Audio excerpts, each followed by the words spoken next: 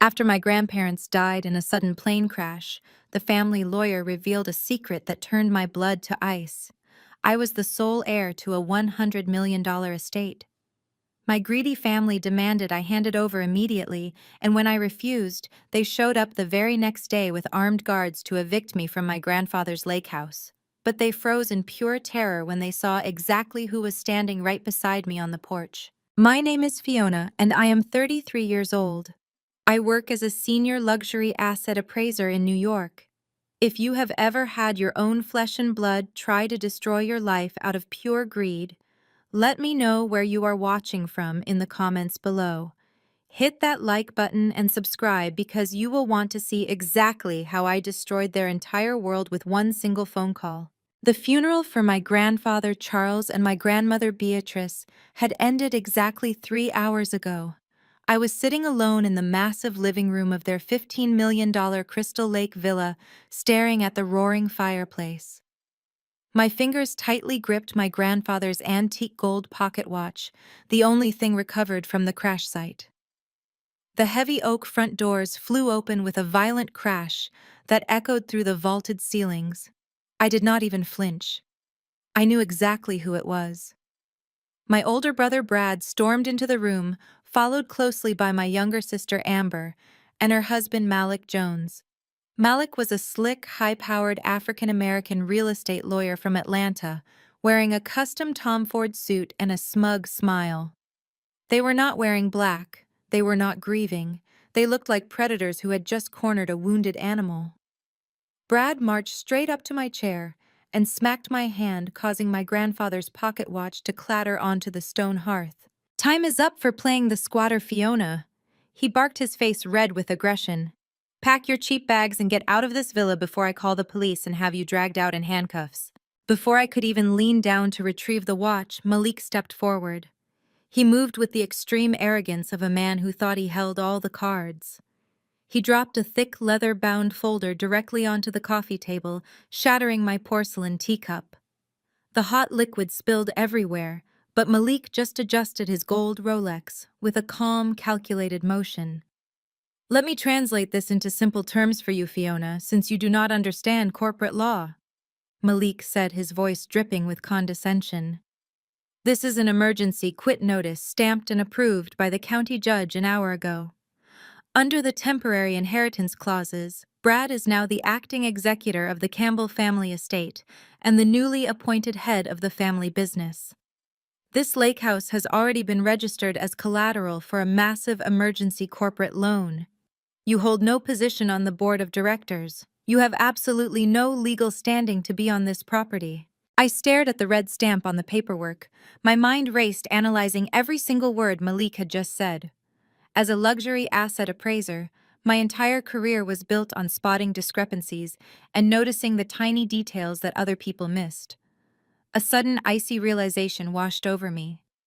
You do not get a county judge to approve an emergency eviction and register a $15 million property as corporate collateral just 3 hours after a funeral. The paperwork, the legal loopholes, the filings, all of this had to have been prepared months in advance. Malik and Brad had orchestrated this hostile takeover long before my grandfather's plane ever fell out of the sky. Amber crossed her arms and looked me up and down with absolute disgust. "God, you look pathetic," Amber sneered. "Are you really wearing a discount rack blazer to sit in a $15 million estate? You do not belong here, Fiona. You have never belonged here." She paced around the room, running her manicured fingers over the antique mahogany furniture with clear, greedy intentions. "Do you really think Grandpa wanted a glorified inventory clerk inheriting this house?" Amber laughed, a sharp, cruel sound that bounced off the high walls. "Mom and Dad let you drown in $120,000 of student loans at NYU because your appraiser degree was a useless joke. Meanwhile, Brad was actually doing real work. They funded Brad's hedge funds with millions because he is the true heir. You are just the family disappointment who counts other people's furniture for a living." I remained completely silent, letting her vicious words hang in the air. The truth was, my family had financially abandoned me the moment I refused to be their compliant puppet. They threw millions at Brad's failing Wall Street ventures while I worked 3 grueling jobs to pay off my student debt. But my absolute silence only seemed to enrage Brad further. He kicked the shattered pieces of my teacup across the expensive Persian rug. "You are a failed middle child," Brad screamed, stepping so close I could smell the expensive scotch on his breath. "You have zero right to this $100 million empire. You are going to sign this property handover agreement right now and walk out that door." Brad pulled a heavy fountain pen from his jacket pocket and slammed it onto the legal documents. The aggressive crack of metal against the glass table made Amber jump, but I just kept my eyes locked on Brad's panicked, sweating face. He was trying to look intimidating, but my professional training taught me how to read people under extreme pressure. Brad was terrified.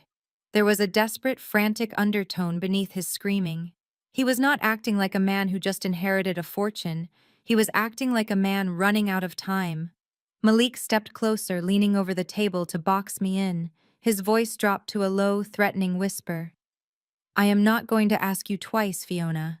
You are going to pick up that pen and sign away your occupancy rights. If you refuse, I will activate the enforcement clause on this document. At exactly 9 o'clock tomorrow morning, my private security team and the county sheriff will kick that front door off its hinges. We will drag you out by your hair, throw your garbage bags onto the street, and do it right in front of the local news cameras. You will be publicly humiliated and legally ruined. Sign the paper right now." The heavy silence in the room was suddenly broken by the soft click of designer heels against the hardwood floor. My mother Priscilla stepped out from the grand hallway, dabbing her perfectly dry eyes with a silk monogrammed handkerchief. She had clearly been waiting in the wings, letting the men play the role of aggressive enforcers before sweeping in to play the devastated matriarch. She wore a black cashmere mourning dress that looked more suited for a fashion runway than a funeral. She glided past Brad and Malik, intentionally ignoring the shattered porcelain and spilled tea on her expensive rug. "Fiona, please listen to your brother," my mother said, her voice dripping with artificial maternal warmth. She sat down on the leather sofa right next to me, reaching out to grab my hand. Her fingers felt cold and rigid, like a vice masquerading as an embrace. "You have always been so stubborn, but this is not the time for your usual rebellion. Brad is in a terrible bind in New York. The real estate market has been unforgiving, and his investment portfolios took a massive hit. If we do not liquidate this property immediately, the Campbell family will face complete financial ruin. We will lose the country club memberships, the cars, our entire way of life. Be a good daughter for once, Fiona. Sacrifice for the family so your brother can survive." I stared down at her perfectly manicured hand clutching mine. A profound, sickening realization settled deep in my chest. She was not grieving the loss of my grandfather, who had built the very fortune she was currently wearing. She was grieving the potential loss of her social status. To her, my entire existence was nothing more than an insurance policy, a sacrificial lamb meant to be slaughtered the moment her golden boy made a financial mistake. I slowly, deliberately pulled my hand away from her grasp. The last remaining shred of familial love I held for this woman withered and died in that exact second, leaving behind nothing but absolute cold precision. While my mother tried to regain her composure, I noticed movement out of the corner of my eye. Brad had pulled Malik toward the large bay windows overlooking the lake. They thought they were far enough away to speak privately, but the vaulted ceilings of the villa carried their hushed, frantic whispers straight to my trained ears. As a luxury asset appraiser, I made my living listening to wealthy clients try to hide their financial disasters. I knew panic when I heard it. "We need her signature today," Malik hissed, his slick facade cracking for just a fraction of a second. "The offshore accounts in the Caymans are completely dry, Brad. The IRS auditors are breathing down my neck.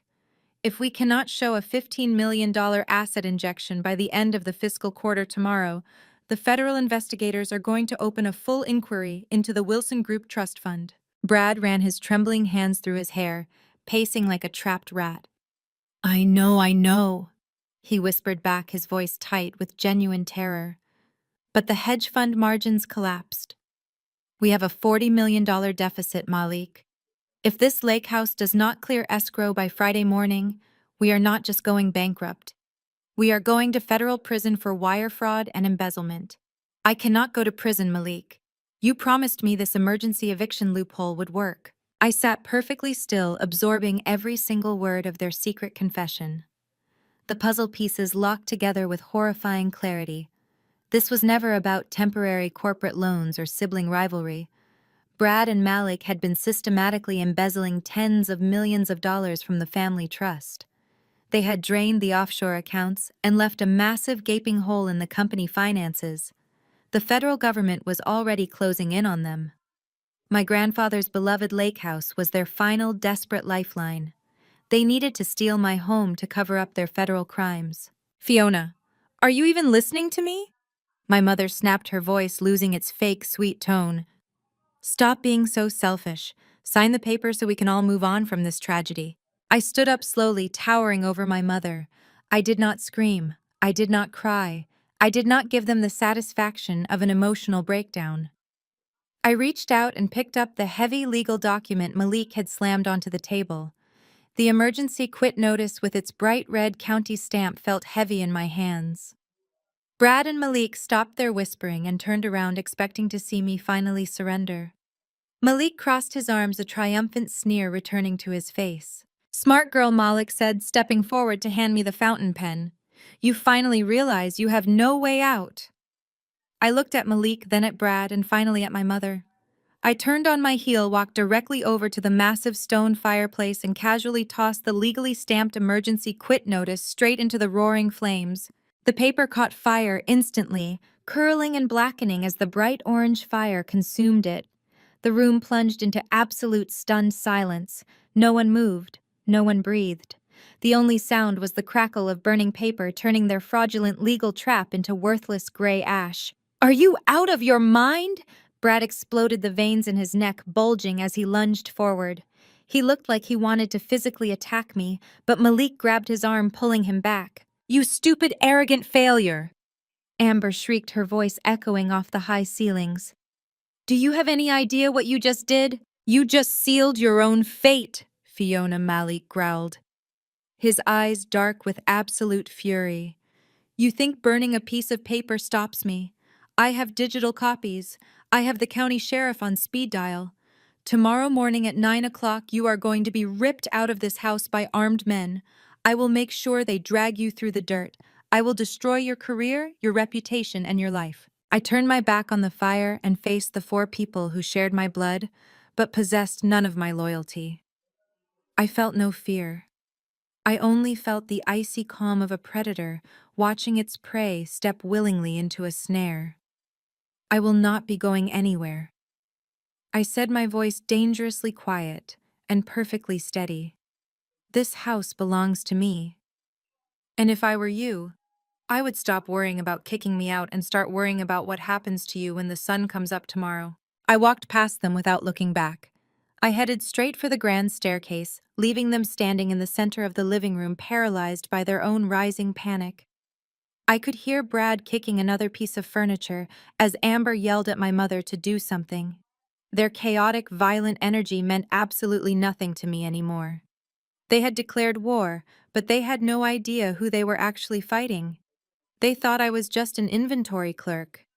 They had no idea I was the only person who knew about the biometric safe hidden in my grandfather's underground wine cellar. And they had no idea what kind of weapons he had left behind for me to use against them. I stood at the top of the grand staircase, hidden in the shadows of the second-floor landing. Down below, I could hear the heavy front doors slam shut, followed by the aggressive screech of tires as Malik sped his luxury SUV down the gravel driveway. They were gone for now, but I knew exactly what they were planning. They thought I was upstairs crying into my pillow, paralyzed by the threat of an armed eviction.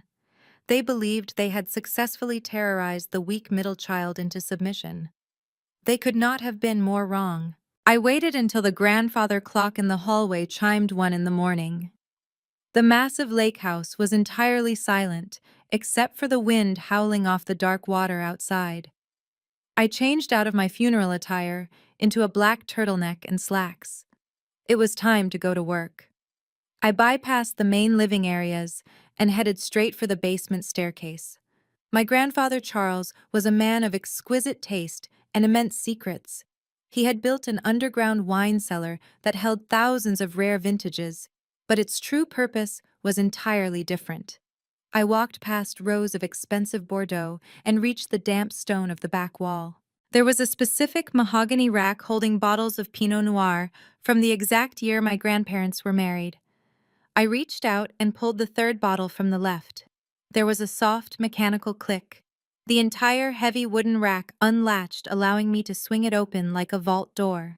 Behind the rack sat a flush steel panel embedded directly into the concrete foundation.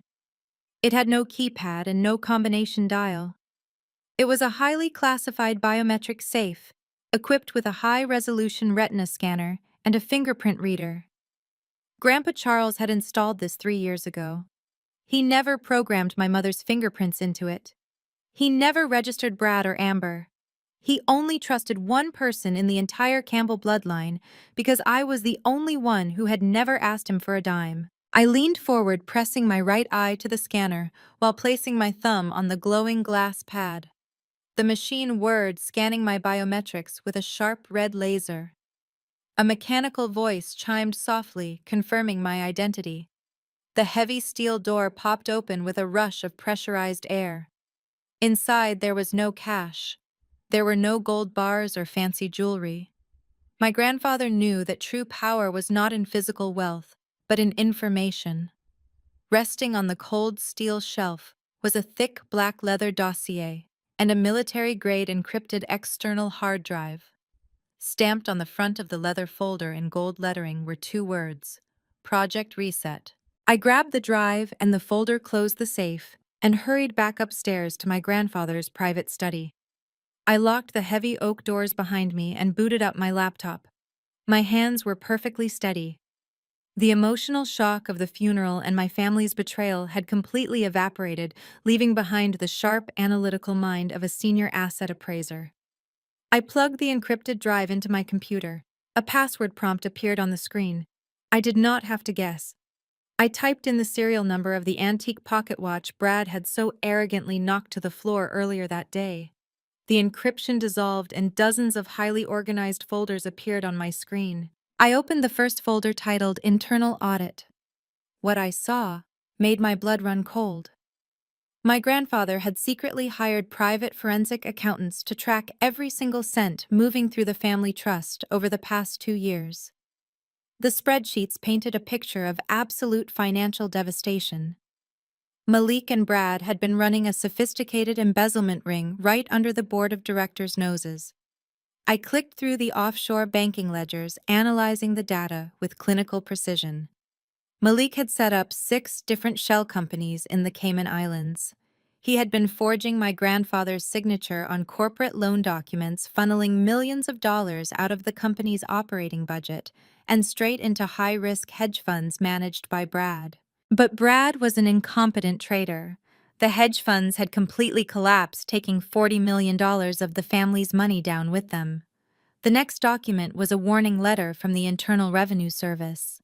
The federal government was already auditing the corporate group for tax evasion. Malik and Brad were trapped. They needed to replace the missing $40 million before the federal auditors realized the accounts were empty.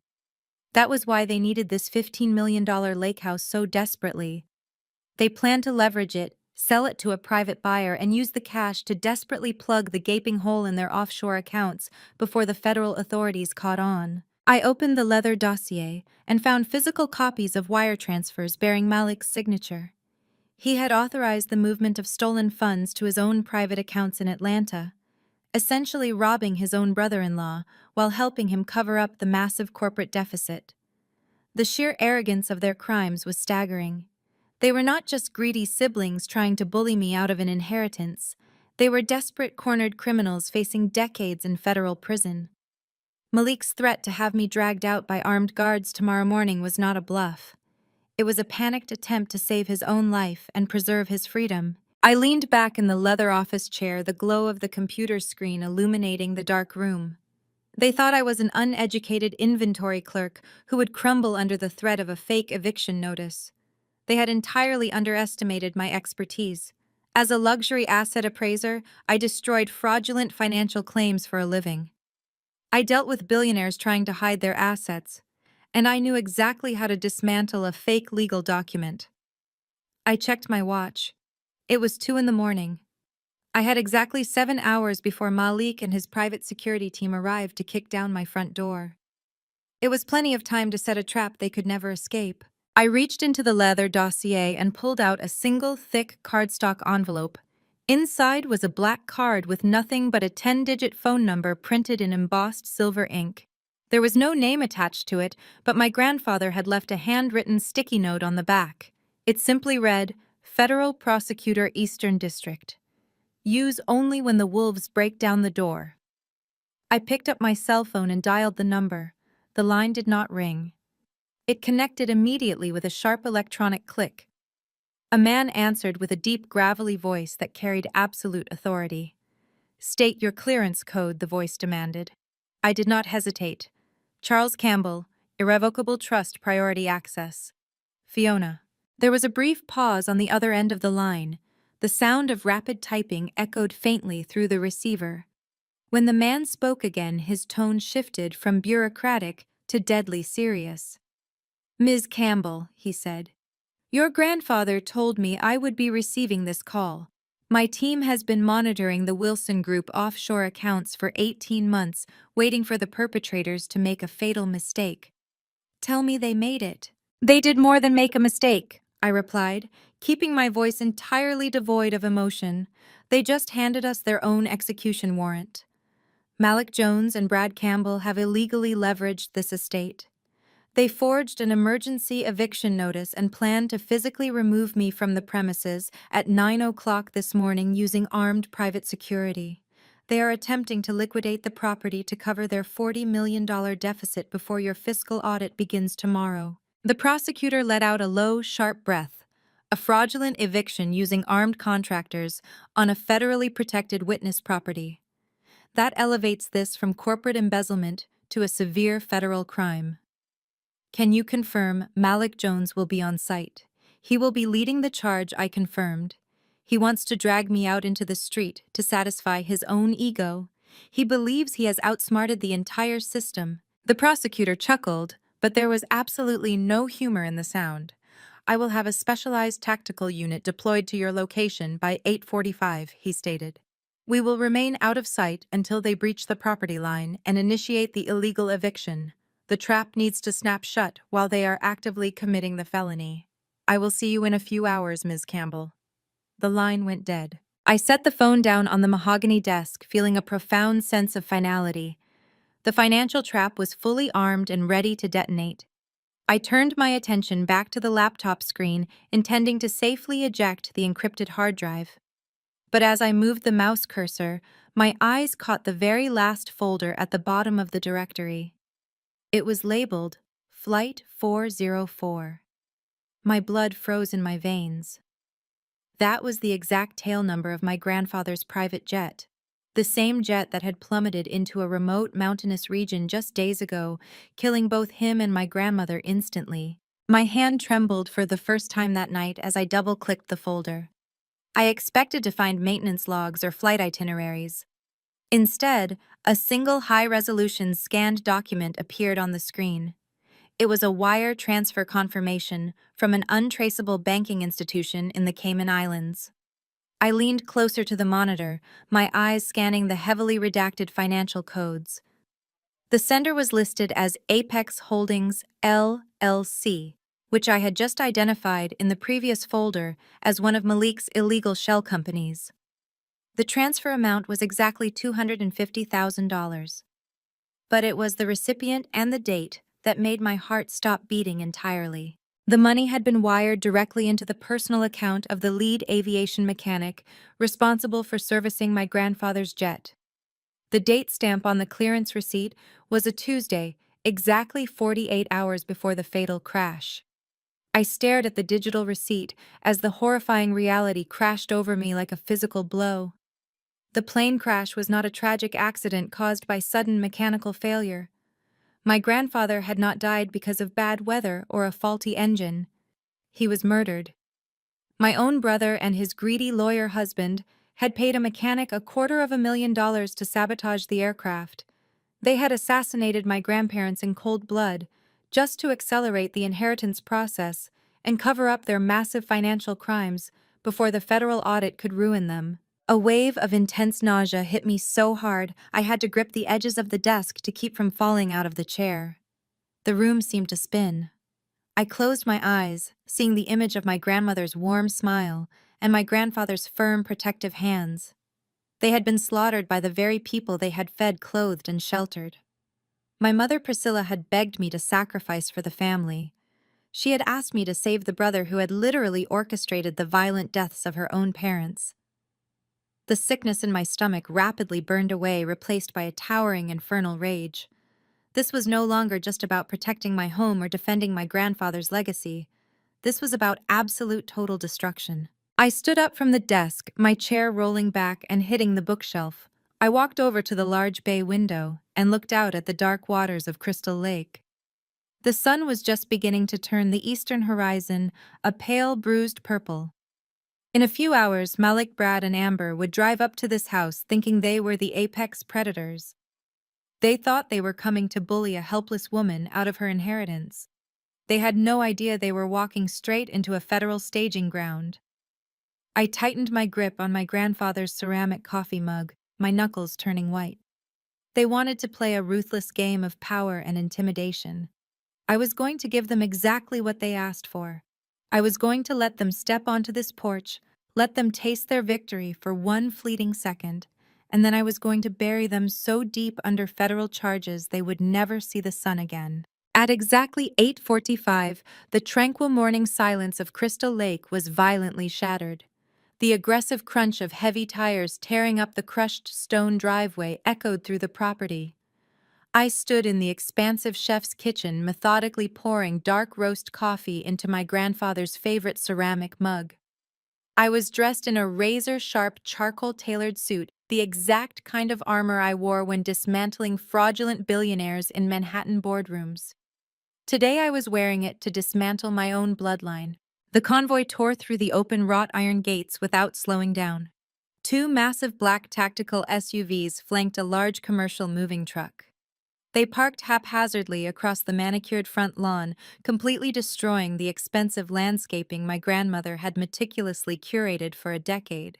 The message they were sending was painfully clear.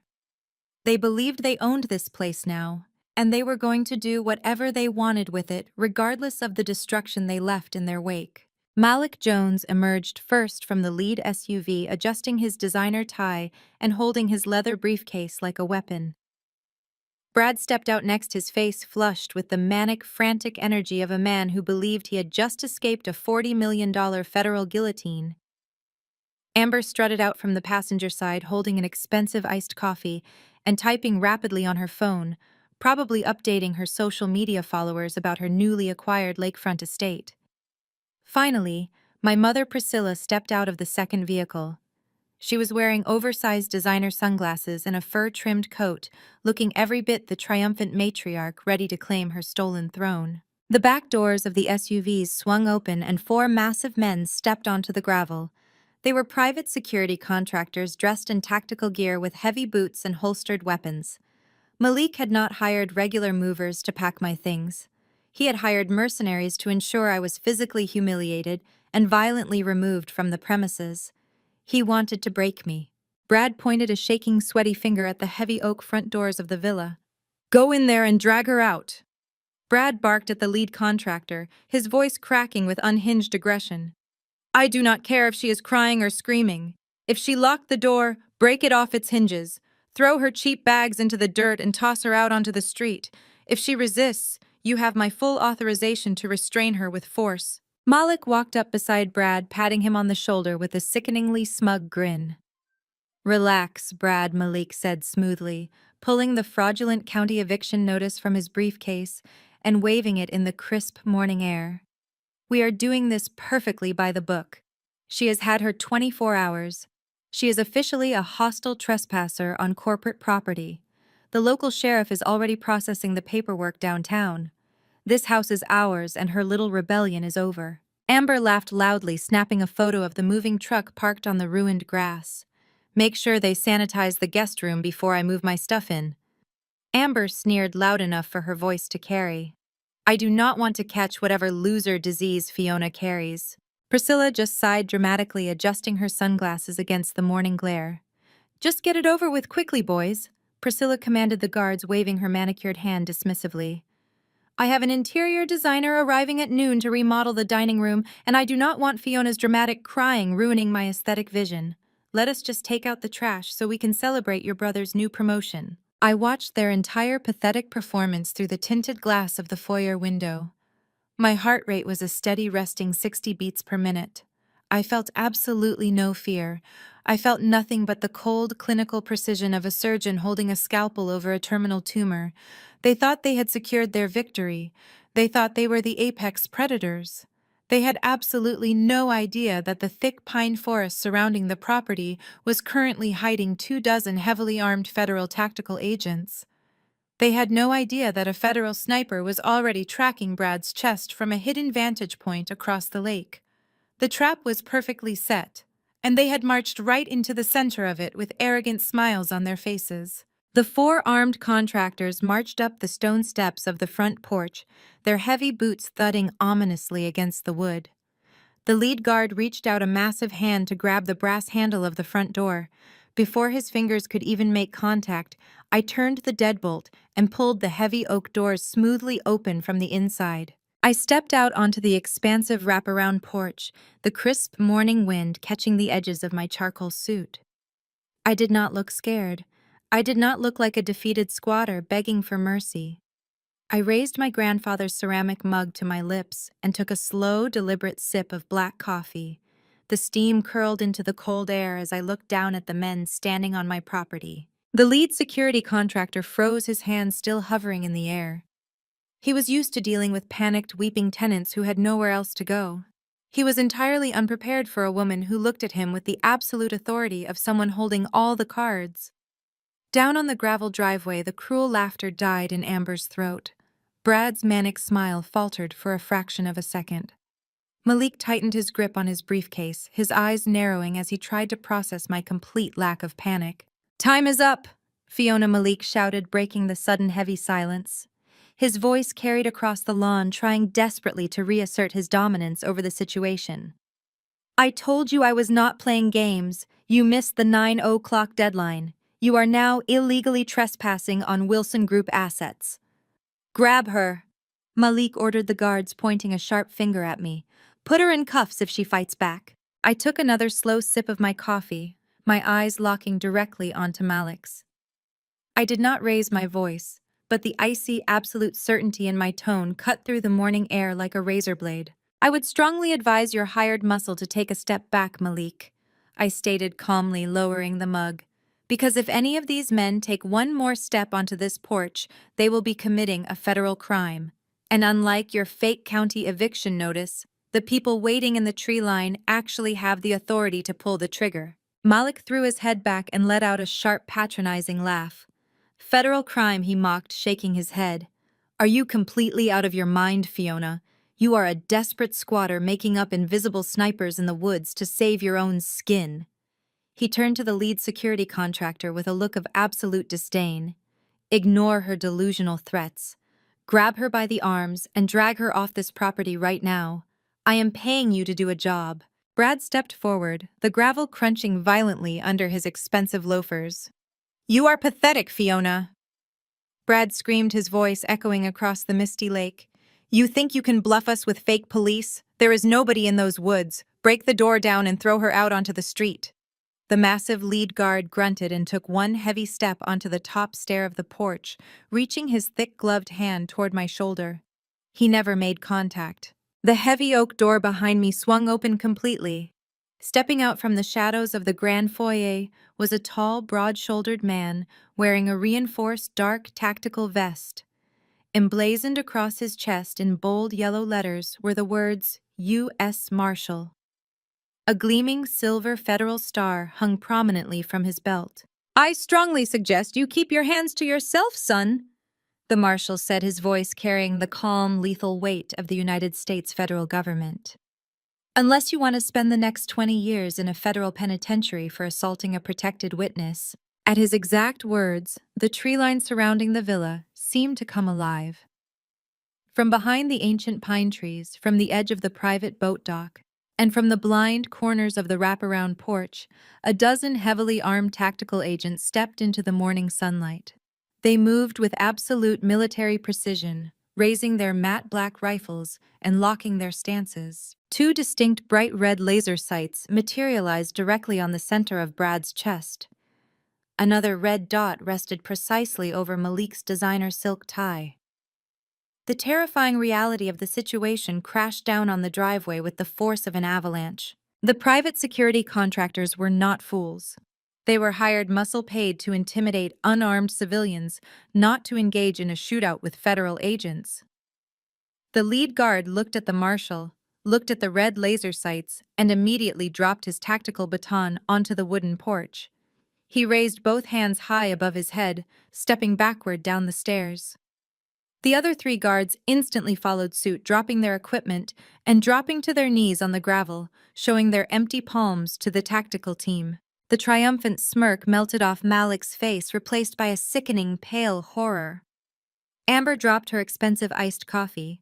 It shattered on the driveway, splashing brown liquid over her designer shoes, but she did not even blink. She was staring at the tactical agents in pure, unadulterated terror. Priscilla grabbed Brad's arm, her perfectly manicured fingernails digging into his suit jacket. Brad's mouth hung open, his manic energy completely evaporating into suffocating panic. Malik was a cornered rat, but he was still a lawyer. He tried to rely on his usual weapon of loud intimidation to regain control.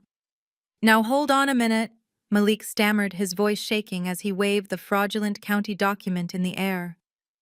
"There is a massive misunderstanding here, officer. I am a licensed real estate attorney. This is my brother-in-law's legal property. I have a court-ordered emergency eviction notice signed by a county judge. This woman is a hostile trespasser. You have no jurisdiction to interfere with a civil county eviction." The U.S. Marshal stepped forward, standing shoulder to shoulder with me on the porch. He did not even look at the piece of paper Malik was desperately waving around.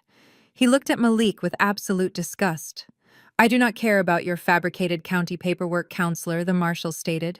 "You are currently trespassing on federal ground." I took another slow sip of my coffee, letting the bitter liquid warm my throat before I delivered the final legal annihilation. "Your emergency quit notice is completely invalid, Malik," I stated, projecting my voice so it rang out across the lawn. "You tried to leverage this estate as collateral for the corporate trust, but you failed to realize one vital detail. My grandfather Charles was infinitely smarter than you. He never placed this $15 million villa into the corporate portfolio. He placed it into a blind, irrevocable trust. A trust that bypassed the board of directors completely and named me as the sole legal beneficiary. Ownership of this estate was fully and permanently transferred into my name 48 hours ago." Brad shook his head violently, his eyes darting between the red laser sight glowing on his chest and my face. "No," Brad shouted, his voice cracking. "That is a lie. The offshore accounts need this house. You cannot own it, Fiona. You are just an appraiser." "She is the sole legal owner of this estate," the U.S. Marshal confirmed, his hand resting casually on his holstered weapon. "And as of 2:00 this morning, Fiona Campbell is officially under the protection of the United States Marshals Service as a primary cooperating witness in an ongoing federal grand jury investigation. By stepping onto this property and attempting to forcibly remove a protected witness, you have just committed a Class A federal felony." The leather folder dropped from Malik's trembling hand. The fraudulent eviction notice scattered across the wet gravel, blowing away in the morning breeze. His brilliant legal trap had not just failed, it had actively triggered his own destruction. He looked at the armed agents surrounding his luxury vehicles and realized there was no exit. He could not talk his way out of this. He could not sue his way out of this. He had brought a fake piece of paper to a federal gunfight, Priscilla let go of Brad and took a desperate step forward toward the porch. The illusion of her grand matriarch status was completely gone. She looked like a terrified old woman grasping at straws. "Fiona, please," my mother begged, her voice cracking with manufactured hysteria. "Tell them to put the guns down. We are your family. This is just a misunderstanding about paperwork. We can go inside and talk about this over breakfast like civilized people." "There is nothing left to talk about, Mother," I replied, staring down at her with absolute zero empathy. "Yesterday you told me to be a good daughter and sacrifice my life to save Brad's financial mistakes. You told me to face reality. The reality is that your golden child and his slick lawyer just walked into a federal snare. And breakfast is not on the schedule today." As the words left my mouth, the heavy front gates of the estate swung open completely. 4 more black government vehicles rolled onto the property, crunching over the gravel and boxing in my family's luxury cars. Men and women in sharp, dark suits stepped out. They were not wearing tactical gear. They were carrying thick, sealed briefcases bearing the gold emblem of the Internal Revenue Service. Malik took a staggering step backward, his expensive Italian leather shoes slipping on the wet grass. He looked from the armed marshals to the approaching IRS agents, and all the blood drained from his face. His arrogant lawyer persona completely disintegrated, leaving behind nothing but a terrified, exposed fraud. "You actually thought a $40 million deficit could be wiped clean by rushing a fraudulent real estate sale?" I asked, stepping down to the first stair of the porch. I looked directly into Malik's panicked eyes. "You thought you could shuffle corporate funds through Apex Holdings, LLC in the Cayman Islands without triggering a federal audit. My grandfather knew exactly what you were doing, Malik. He hired private forensic accountants 2 years ago. I spent all night reviewing the encrypted hard drive he left me in his biometric safe. I have every single wire transfer, every forged signature, and every illegal offshore ledger you created." Brad let out a strangled, gasping sound.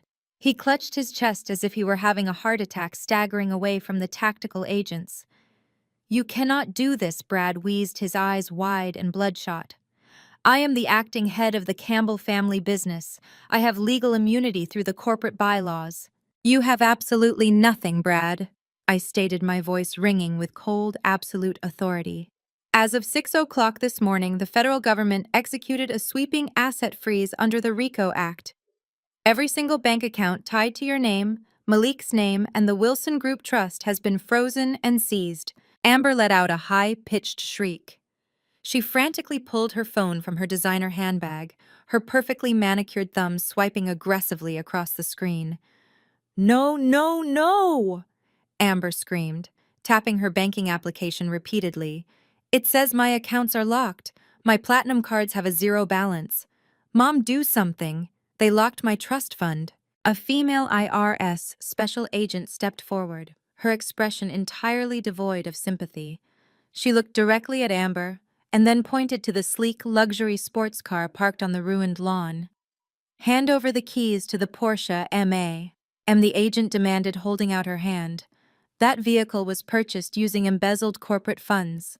It is now federal property." Amber threw a massive, hysterical tantrum, stomping her feet and clutching her designer bag to her chest like a spoiled child. "I am not giving you my car!" Amber wailed, tears of pure selfish rage streaming down her face. "You cannot take my things. I am a Campbell." "Priscilla." My mother looked like she was about to faint. The reality of her vanishing social status hit her harder than a physical blow. She grabbed the collar of her expensive fur coat, her hands shaking violently. "Fiona, please," Priscilla begged, her voice cracking into a pathetic whimper. "You are ruining us. We will lose the country club. We will lose the penthouse. I will have to file for bankruptcy. You cannot leave your own mother destitute." I stared at the woman who had demanded I sacrifice my entire future just yesterday. I felt a deep, profound satisfaction watching her elitist facade crumble into dust. "You are not destitute, Mother," I replied, my tone completely flat. "You are just experiencing the reality you wanted to force onto me. You chose to protect a thief instead of your own daughter. Now you get to pay his debts." But the financial annihilation was just the appetizer. The true reckoning was about to begin. The heavy oak door behind me opened one more time. Stepping out onto the porch was a tall, distinguished man with silver hair wearing a perfectly tailored navy suit. It was the federal prosecutor from the Eastern District, the man I had spoken to at 2:30 in the morning. He walked up beside me, looking down at Brad and Malik with an expression of absolute lethal disgust. Wire fraud, embezzlement, and tax evasion carry extremely heavy federal sentences. The prosecutor began, his voice booming across the driveway. But financial crimes are not the reason the United States Marshal Service deployed a tactical sniper team to this estate today. The remaining color vanished from Brad's face. His knees visibly buckled, and he had to lean against the hood of Malik's SUV to keep from collapsing. Malik started shaking his head back and forth, a low sound of pure animalistic terror escaping his throat. I took a step closer to the edge of the porch, my eyes locking onto my brother. Flight 404. I said the words dropping like heavy stones into the crisp morning air. Brad let out a horrifying guttural sob. He slid down the side of the vehicle and collapsed onto his knees in the wet gravel, clutching his stomach as if he had been physically gutted. I found the offshore ledger, Malik. I continued, my voice rising in volume, carrying the full weight of my absolute fury. I found the $250,000 wire transfer you sent to the lead aviation mechanic exactly 48 hours before my grandfather's jet went down. You did not just steal from this family. You did not just bankrupt the company. You murdered our grandparents in cold blood to cover up your pathetic financial failures. Amber stopped screaming about her car. Priscilla gasped, clamping both hands over her mouth, her eyes wide with unadulterated horror as she looked down at her golden child, sobbing in the dirt. Brad Campbell and Malik Jones. The federal prosecutor announced, pulling a thick stack of warrants from his jacket. You are both under arrest for conspiracy to commit first-degree murder, interstate fraud, and federal racketeering. You will be held in federal custody without the possibility of bail. The U.S. Marshal gave a sharp tactical nod. The heavily armed agents moved forward instantly. They did not read them their rights with gentle courtesy. They grabbed Malik by the shoulders, slamming him face first against the side of his own luxury SUV. The violent metallic click of heavy steel handcuffs ratcheting closed echoed across the driveway. Malik was sobbing uncontrollably, babbling incoherently about making a deal about testifying against Brad. Another agent hauled Brad up from the gravel by the scruff of his expensive suit jacket, pinning his arms behind his back and securing the heavy cuffs around his wrists. Brad was screaming for his mother, crying like a terrified child, begging her to save him. But Priscilla could not save him.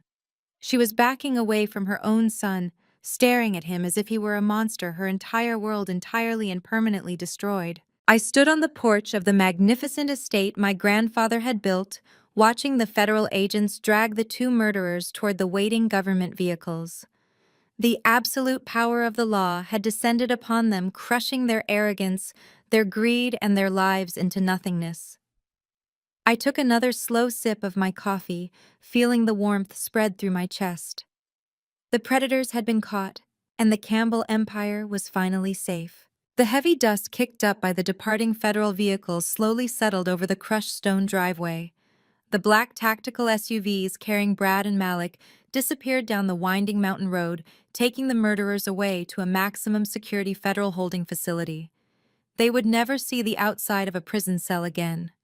The remaining Internal Revenue Service agents finished tagging Amber's Porsche and the two luxury SUVs with bright yellow asset forfeiture stickers. A female agent handed my mother a single laminated document outlining the total freeze of her personal and corporate accounts before turning on her heel and driving away. The profound absolute silence of Crystal Lake returned. The only sound was the gentle lapping of the water against the wooden docks. I stood on the wraparound porch, lowering my grandfather's ceramic coffee mug.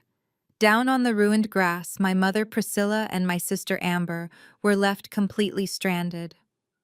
They had arrived with an army of armed mercenaries, expecting to throw me onto the street. Now they were standing in the damp morning chill, stripped of their wealth, their transportation, and their arrogant delusions. I watched my mother closely.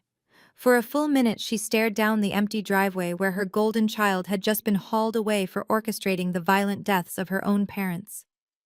I expected her to collapse into genuine catastrophic grief. I expected her to mourn her father and mother. Instead, I watched a terrifying shift occur in her posture. The aristocratic matriarch facade had been shattered, but her parasitic survival instinct immediately took over. Priscilla wiped her dry eyes with her silk handkerchief and slowly turned to face me. She forced her facial muscles into a trembling, pathetic mask of maternal affection. She took a tentative step toward the wooden stairs of the porch, holding her hands out as if reaching for a long-lost child. The U.S. Marshal, standing a few feet away, immediately stepped forward to block her path, resting his hand on his utility belt. I raised my hand, signaling the Marshal to stand down. I wanted to hear exactly what she was going to say. "Fiona, my sweet, beautiful girl," Priscilla began, her voice vibrating with manufactured sorrow. She let out a dramatic sob, pressing a hand to her chest. I had absolutely no idea. You have to believe me, Fiona. I was completely blinded by them. I never knew Brad and Malik were capable of such monstrous things. I never knew about the offshore accounts or the airplane mechanic. I am a victim of their manipulation just like you are. She took another step closer, her eyes darting past me to look into the warm, luxurious interior of the $15 million estate. We were both too harsh yesterday, she continued, turning on the waterworks with practiced theatrical precision. The grief of losing your grandparents clouded my judgment. I was just so stressed about the company finances. But the truth is, I just miss my daughter. You are the only family I have left now, Fiona. We are Campbell women. We need to stick together. Please let us come inside. Let us sit by the fire and manage this terrible trauma together as a family. We can handle the estate together. I stared down at her, feeling a wave of absolute clinical disgust. She did not shed a single tear for my grandfather's murder. She did not mourn my grandmother. Her entire performance was a calculated, desperate pivot to secure her access to the $100 million empire I now solely controlled. Amber chimed in, completely oblivious to the gravity of the federal murder charges her brother just caught. She stomped her designer shoe on the wet grass, crossing her arms and shivering. "Mom is right, Fiona," Amber whined, her voice carrying its usual grating entitlement. "My phone is completely deactivated. The IRS agent said my platinum cards are declining. This is a nightmare and my shoes are completely ruined from the mud. Just open the door and let me use the guest room Wi-Fi so I can call my friends to come pick us up. It is freezing out here." I looked at Amber, then shifted my gaze back to my mother. My heart rate remained at a steady resting pace. I felt absolutely no obligation, no guilt, and no pity. "You are not a victim, Mother," I stated, my voice echoing off the stone pillars of the porch, crisp and lethal. "You are an enabler who chose the illusion of wealth over your own flesh and blood. Do not stand on my property and insult my intelligence by pretending you want to manage this trauma together. You do not miss your daughter. You miss your country club membership. You miss your personal driver. You miss the unlimited credit lines that the federal government just vaporized." Priscilla recoiled as if she had been slapped. Her fake tears instantly dried up, replaced by a flash of genuine panic. "Fiona, how can you be so cold?" she gasped, grasping the wooden railing of the stairs. "I am your mother. You cannot leave us out here in the cold. We do not even have a car to get back to the city." I took a slow step forward, looking directly down into her desperate, calculating eyes. "Less than 20 minutes ago, you stood on this exact driveway and ordered armed mercenaries to drag me out of this house by my hair," I reminded her, my tone devoid of all emotion. "You told me to be a good daughter and sacrifice my entire future so your golden boy could survive. You told me to face reality." I gestured out toward the vast, empty expanse of the Campbell estate. "So I am asking you to face reality right now, Mother," I continued. "The reality is that you chose a murderer over me. You chose a corporate thief over my grandfather's legacy. You stood by and cheered while Malik forged legal documents to steal my home. And now you expect me to open my doors and invite you in for coffee." Amber let out a frustrated groan. "Stop lecturing us and just let us inside." "Fiona," Amber complained, wrapping her fur coat tighter around her shoulders. "We are legally your family. You cannot just leave us stranded on a private mountain road." I tilted my head, studying my sister with cold precision. "Actually, Amber, I can," I replied. "And I am. This estate is private property protected by a federal trust. You have exactly 60 seconds to turn around and start walking toward the main highway.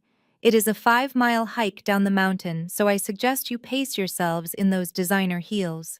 Priscilla let out a sharp, terrified gasp. "You cannot be serious, Fiona. You are sentencing your own mother to walk down a mountain highway like a common vagrant." "We have no money. We have no phones. What are we supposed to do?" I took a final sip of my coffee, letting the dark roast warm me against the crisp morning air. "I suggest you start being realistic, Mother," I answered, throwing her own vile advice right back into her face. "If you do not liquidate your arrogance right now, you will not make it down the mountain before dark." I turned my back on them and walked toward the heavy oak doors of the villa. The U.S. Marshal stepped forward, placing a firm hand on his radio, making it abundantly clear that if they attempted to step onto the porch, they would be arrested for trespassing on federal ground. I walked inside, pulling the heavy wooden doors shut. The loud, definitive click of the deadbolt locking echoed across the property, serving as the final permanent boundary between me and the toxic bloodline I had just severed forever. I walked into the grand foyer, and the heavy oak doors secured tightly behind me. I expected my mother and sister to finally accept their defeat and begin their humiliating 5-mile trek down the mountain. I walked toward the kitchen to finish my coffee, assuming the morning drama had officially concluded. Instead, the Villa high-tech smart home security system chimed sharply. The exterior camera feed popped up on the digital wall monitor. Priscilla was not walking away. She had marched right back up the steps and was now banging her fists against the reinforced glass of the front door. She had quickly realized that playing the victim was not going to work on me, so she instantly pivoted to a much darker and more sinister strategy. "Fiona, open this door right now!" My mother screamed through the glass, her voice muffled but still carrying a frantic, demanding edge. "You are having a mental breakdown. The grief of losing your grandparents has made you completely delusional. You are not in your right mind. I am your mother, and I am getting you medical help whether you like it or not." I stopped dead in my tracks. A cold, heavy realization settled over me. She was laying the groundwork for an involuntary psychiatric hold. It was a classic aggressive legal maneuver used by wealthy families to strip uncooperative relatives of their autonomy. I set my ceramic coffee mug down on the marble counter. I walked over to the smart home control panel mounted on the wall. I did not open the door. Instead, I activated the exterior surround sound speakers, originally installed by my grandfather, for hosting lavish outdoor summer parties. "You always did love a captive audience, Mother," I said, pressing the intercom button. My voice boomed across the front porch and echoed off the surrounding pine trees, crystal clear and perfectly steady. "Let us see how much you love this one." While reviewing the encrypted hard drive in the biometric safe last night, I had found more than just the offshore banking ledgers and the wire transfers. I had also found a folder of intercepted phone calls recorded by the private forensic accountants my grandfather had hired. One specific audio file was dated just 3 weeks ago. I pulled my cell phone from my pocket, connected it to the Villa Bluetooth system, and selected the file. I did not argue with her fake tears or her fabricated medical concerns. I simply pressed play. The crisp digital audio recording blasted through the outdoor speakers for everyone on the property to hear, including the federal agents still stationed near the gate. My mother's voice echoed across the lawn, cold, calculating, and utterly ruthless. "Fiona is isolated and unstable," Priscilla said on the recording. "She lives alone in New York and rarely speaks to the family. If we file for an emergency conservatorship, can we have her institutionalized?" A smooth, professional male voice answered her. It was a high-priced, shady probate lawyer from Manhattan. "With the right paperwork and a signature from a cooperative psychiatrist, we can place her on a mandatory psychiatric hold," the lawyer explained on the tape. "Once you are granted full medical power of attorney, she is declared legally incompetent. You will assume total control of her assets, including any trusts in her name." Then Amber's high-pitched voice chimed in on the recording, confirming her absolute complicity in the plot. Then we can liquidate the lake house, institutionalize Fiona permanently, and split the cash to cover Brad's corporate debts before anyone notices the money is gone. I stopped the recording. The silence that followed was deafening. Outside on the porch, Priscilla and Amber froze exactly where they stood. The concerned, loving mother act vanished in a single devastating second. The mask completely slipped. They were caught red-handed plotting to strip away my basic human rights, lock me in a psychiatric ward, and steal my inheritance to fund their luxurious lifestyle. The U.S. Marshal standing near the driveway crossed his arms, looking at my mother with absolute, unfiltered disgust. Priscilla's face contorted into pure, unadulterated rage. The wealthy, sophisticated matriarch was entirely gone, replaced by a feral, vicious predator who had just been backed into a corner. "You ungrateful little wretch!" Priscilla shrieked, her voice cracking with venom. She slammed her hands violently against the door glass, her face turning bright red. "That money belongs to the Campbell family. You are nothing but a pathetic appraiser. You have never been one of us. You are a selfish monster. Give us what is ours." Amber joined the meltdown, stomping her ruined designer shoes against the wooden porch boards and screaming obscenities that echoed across the lake. "You stole our inheritance," Amber yelled, pointing a shaking finger at the security camera. "You set Brad up. We are going to destroy your life, Fiona. We will ruin your career and make sure you have nothing left." I watched their violent, hysterical breakdown through the security monitor. They looked utterly pathetic. Stripped of their money, their power, and their leverage, they had nothing left but empty threats and childish tantrums. I stepped up to the door and unlocked the deadbolt. I opened the heavy oak door just a few inches, keeping the heavy steel security chain firmly engaged. Priscilla lunged forward, reaching a desperate hand through the gap, but she was stopped instantly by the thick metal chain. I looked at her terrified, furious face, and I smiled. It was a cold, bright smile of absolute victory. Medical fraud and conspiring to falsely imprison a sane adult for financial gain, I stated clearly, ensuring my voice carried to the federal agents watching from the lawn. That constitutes a massive violation of civil rights and opens up a whole new set of federal conspiracy charges. "You cannot prove anything," Priscilla hissed, her eyes darting wildly. "That recording is illegal." Actually, I corrected her smoothly. "My grandfather hired private investigators to record your calls on corporate devices, which makes it entirely legally admissible in a federal racketeering case. I emailed that specific audio file to the United States Attorney 10 minutes ago. They are adding conservatorship fraud to your expanding list of crimes as we speak." Priscilla opened her mouth to scream another insult, but no sound came out.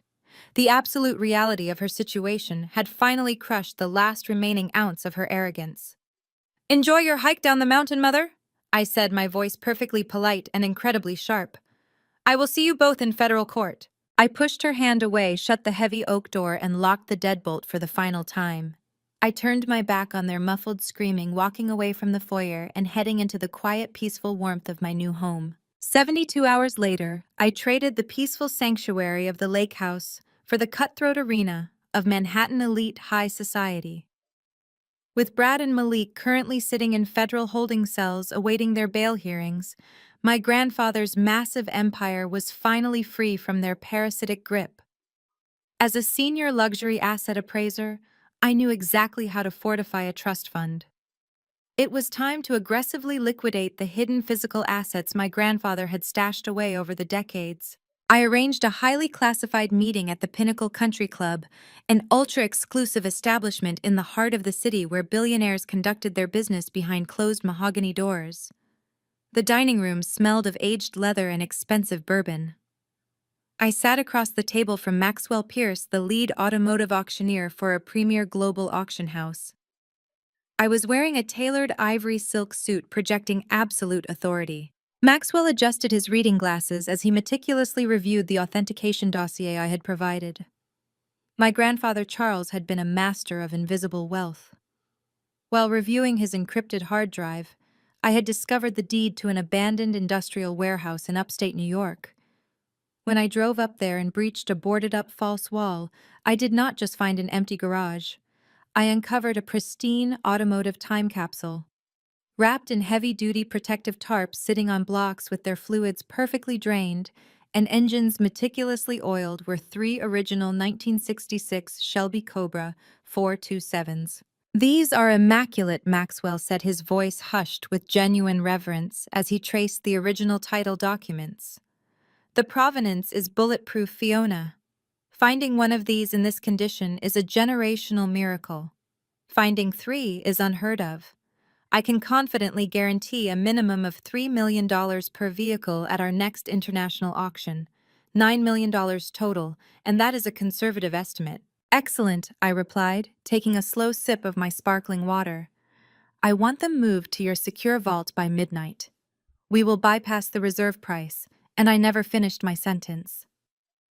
The heavy brass-handled doors of the private dining room were violently shoved open, hitting the wood-paneled wall with a loud, aggressive crash. The serene, sophisticated atmosphere of the country club shattered instantly. My mother, Priscilla, and my sister, Amber, barged into the room. They looked absolutely unhinged. The sleek, polished veneer they usually wore had been completely replaced by frantic, desperate mania. They had somehow managed to survive their humiliating hike down the mountain 3 days ago, but the reality of their frozen bank accounts had clearly driven them into a corner. Following closely behind them was a nervous, sweating man in a cheap, wrinkled suit clutching a thick manila envelope. "Fiona, my poor, sick darling," Priscilla announced, projecting her voice at maximum volume to ensure the wealthy patrons in the adjacent lounge could hear every single word. She threw her hand dramatically to her forehead, putting on a wildly exaggerated performance of a heartbroken mother. "Please stop this madness. You are not in your right mind." Amber stepped forward, pulling out her smartphone and pointing the camera directly at me. "We are doing this for your own good, Fiona," Amber added, her voice dripping with fake sympathy. "You need serious psychiatric help. You have locked your own family out, and now you are selling off precious family heirlooms out of sheer mania." The nervous man in the cheap suit stepped up to the mahogany table. He completely ignored the multi-million-dollar Shelby Cobra authentication documents scattered across the surface. He slapped the thick manila envelope down right next to my crystal water glass. "Fiona Campbell, you have been officially served," he stated quickly, taking a massive step backward as if he expected me to physically attack him. I did not flinch. I did not raise my voice. I did not give my mother the satisfaction of a panicked reaction. I calmly picked up the envelope, broke the seal, and pulled out the legal filing. It was exactly what I had anticipated they would try. A petition for involuntary conservatorship. It was signed by the exact same shady probate lawyer whose voice I had captured on the audio trap. They were legally declaring me a danger to myself and attempting to seize full medical and financial power of attorney to strip me of my inheritance. I slowly set the document back down on the table. I smoothed out the sleeves of my ivory suit and looked directly at the auctioneer. "I apologize for the unruly audience, Maxwell." I said, my voice perfectly steady and dripping with refined elegance. "Wealth often breeds a very specific type of desperate theater when the funds dry up. Please ignore them." Maxwell blinked, clearly shocked by my ironclad composure. He nodded slowly, leaning back in his leather chair and watching the spectacle unfold with clinical fascination. "You cannot ignore this!" Priscilla shrieked, her theatrical facade slipping as her genuine rage boiled to the surface. "You are having a severe psychotic break. The court has been petitioned. You have no legal authority to sell those cars. Everything you own is going to be placed under my direct control until you are mentally rehabilitated." I interlaced my fingers, resting them on the table. I looked at my mother with a smile so cold it could have frozen the room. "You really are a slow learner, Mother," I stated, my voice cutting through her screaming like a razor blade. "Did you honestly think I just played that audio recording on the porch for my own entertainment? I warned you that I emailed that file to the United States Attorney." Amber lowered her phone slightly, her fake sympathetic expression faltering.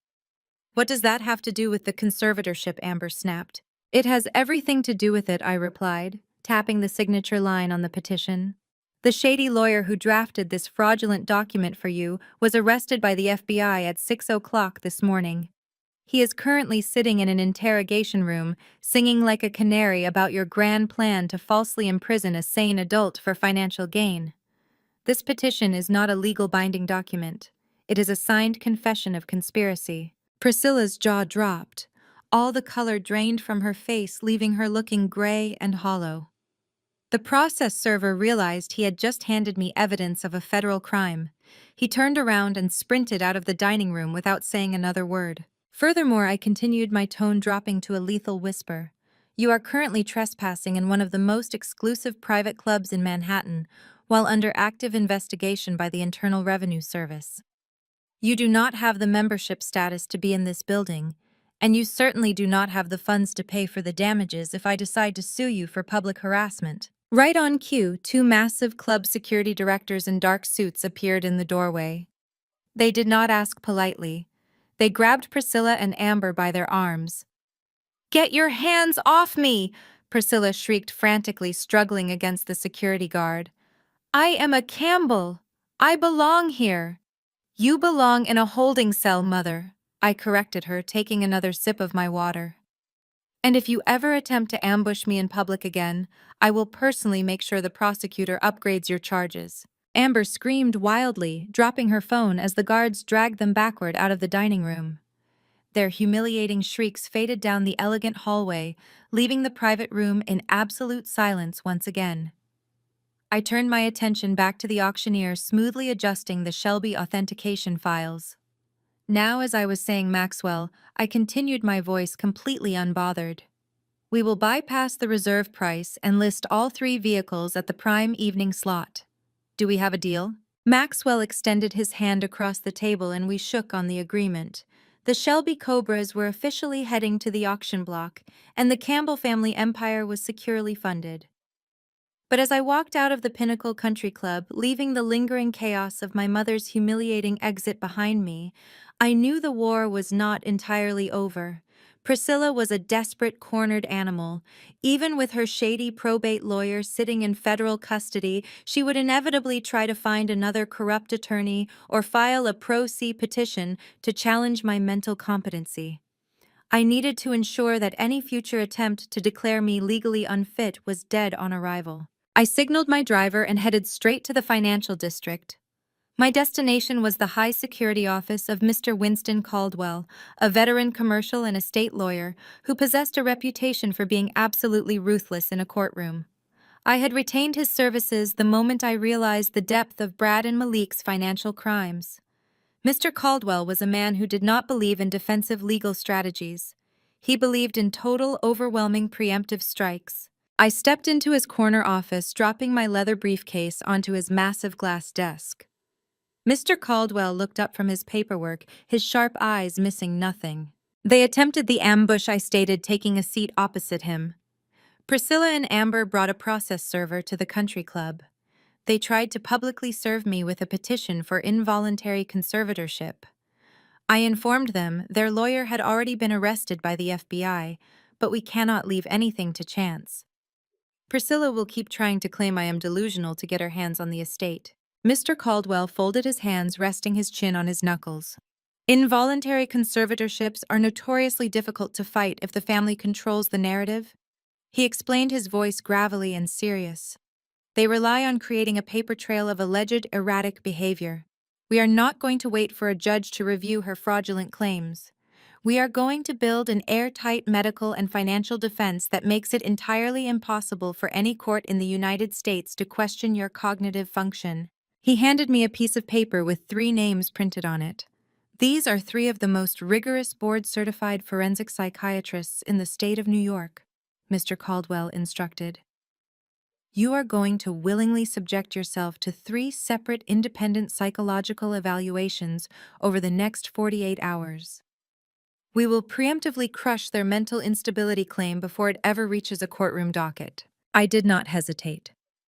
I spent the next 2 days sitting in sterile clinical offices, enduring hours of intense psychological profiling. I was subjected to extensive cognitive assessments, behavioral history reviews, and complex logic puzzles designed to detect even the slightest hint of mania or cognitive decline.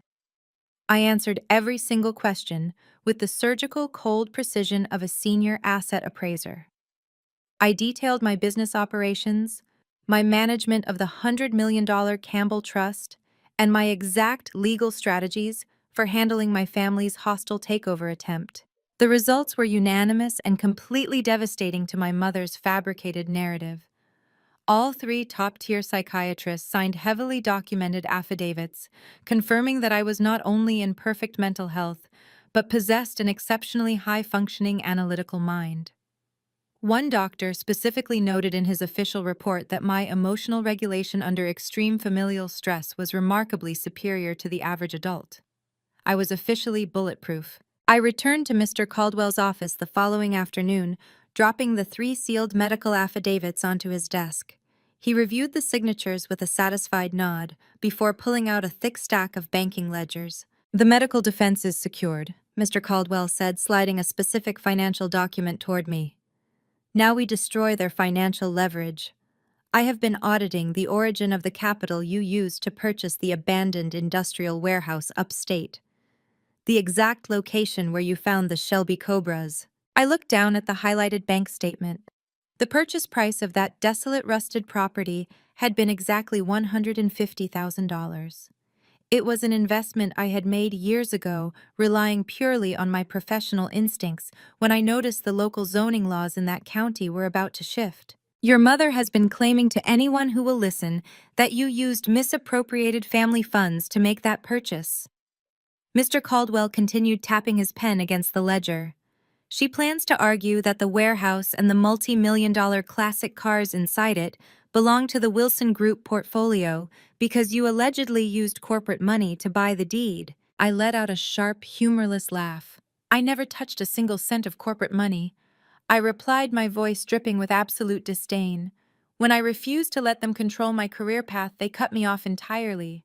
I bought that warehouse using my own private funds." Mr. Caldwell smiled, a cold, predatory expression that mirrored my own. "I know," he stated, pulling a secondary document from his file, "and I have the irrefutable banking evidence to prove it.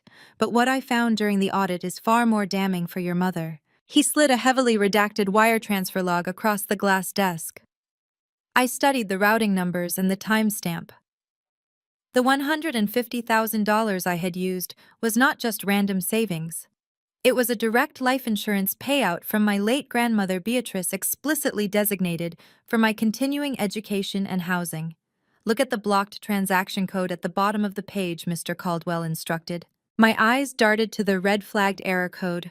7 years ago, just days after the life insurance policy was dispersed, there was an unauthorized attempt to wire the entire $150,000 out of my private account. The destination routing number belonged to a dummy trust controlled exclusively by Priscilla and Brad. A fresh wave of absolute disgust washed over me. My mother and my golden child brother had tried to embezzle my grandmother's life insurance payout right out from under me while I was struggling to pay my student loans. I had caught the fraudulent transfer, locked down my bank account, and immediately used the secured funds to purchase the commercial warehouse deed to keep the money safe from their greedy hands.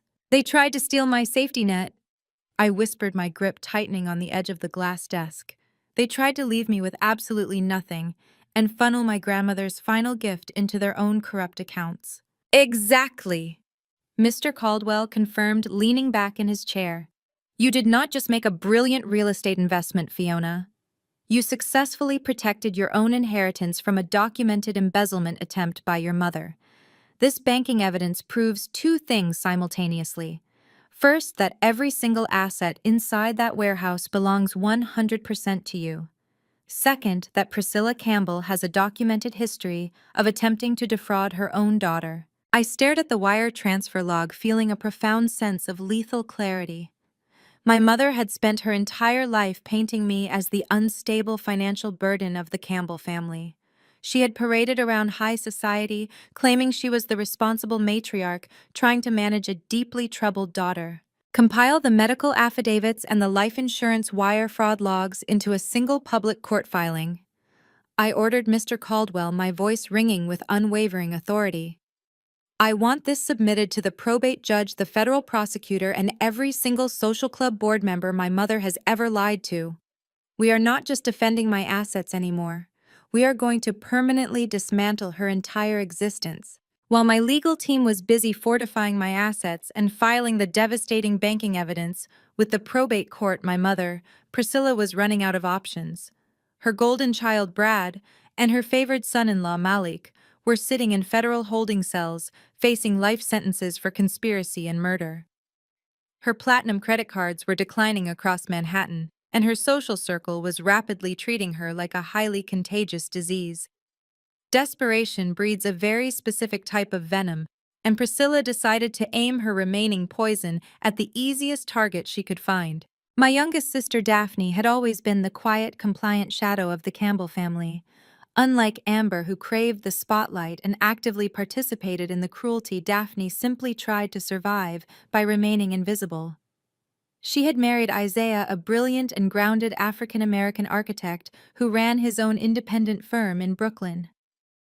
For years, Isaiah had silently endured my mother's elitist snobbery and subtle racist microaggressions. Priscilla had never considered architectural design a real profession fit for the Campbell bloodline, constantly comparing him to Malik's high-powered legal status or Brad's hedge fund illusion. Isaiah had swallowed the disrespect purely out of love for Daphne, acting as her anchor in a sea of familial toxicity. But Priscilla's desperation had finally crossed a line that Isaiah refused to tolerate. Locked inside the study of her leased Upper East Side townhouse, Priscilla shoved a thick legal affidavit across the polished mahogany desk. Daphne sat trembling in the leather guest chair, her eyes wide with anxiety. The document was a fabricated medical testimony. It required Daphne to swear under penalty of perjury that I had a lifelong history of severe manic episodes, violent outbursts, and paranoid delusions. Priscilla needed a blood relative to corroborate the fraudulent conservatorship petition she was desperately trying to force through the courts. "Sign the paper, Daphne," my mother demanded, her voice sharp and frantic. She paced behind the desk, her hands shaking as she clutched a glass of expensive wine she could no longer afford. "Your sister has completely lost her mind. She is hoarding $100 million estate while your brother rots in a federal penitentiary. You are going to sign this affidavit right now so we can present a unified family front to the judge.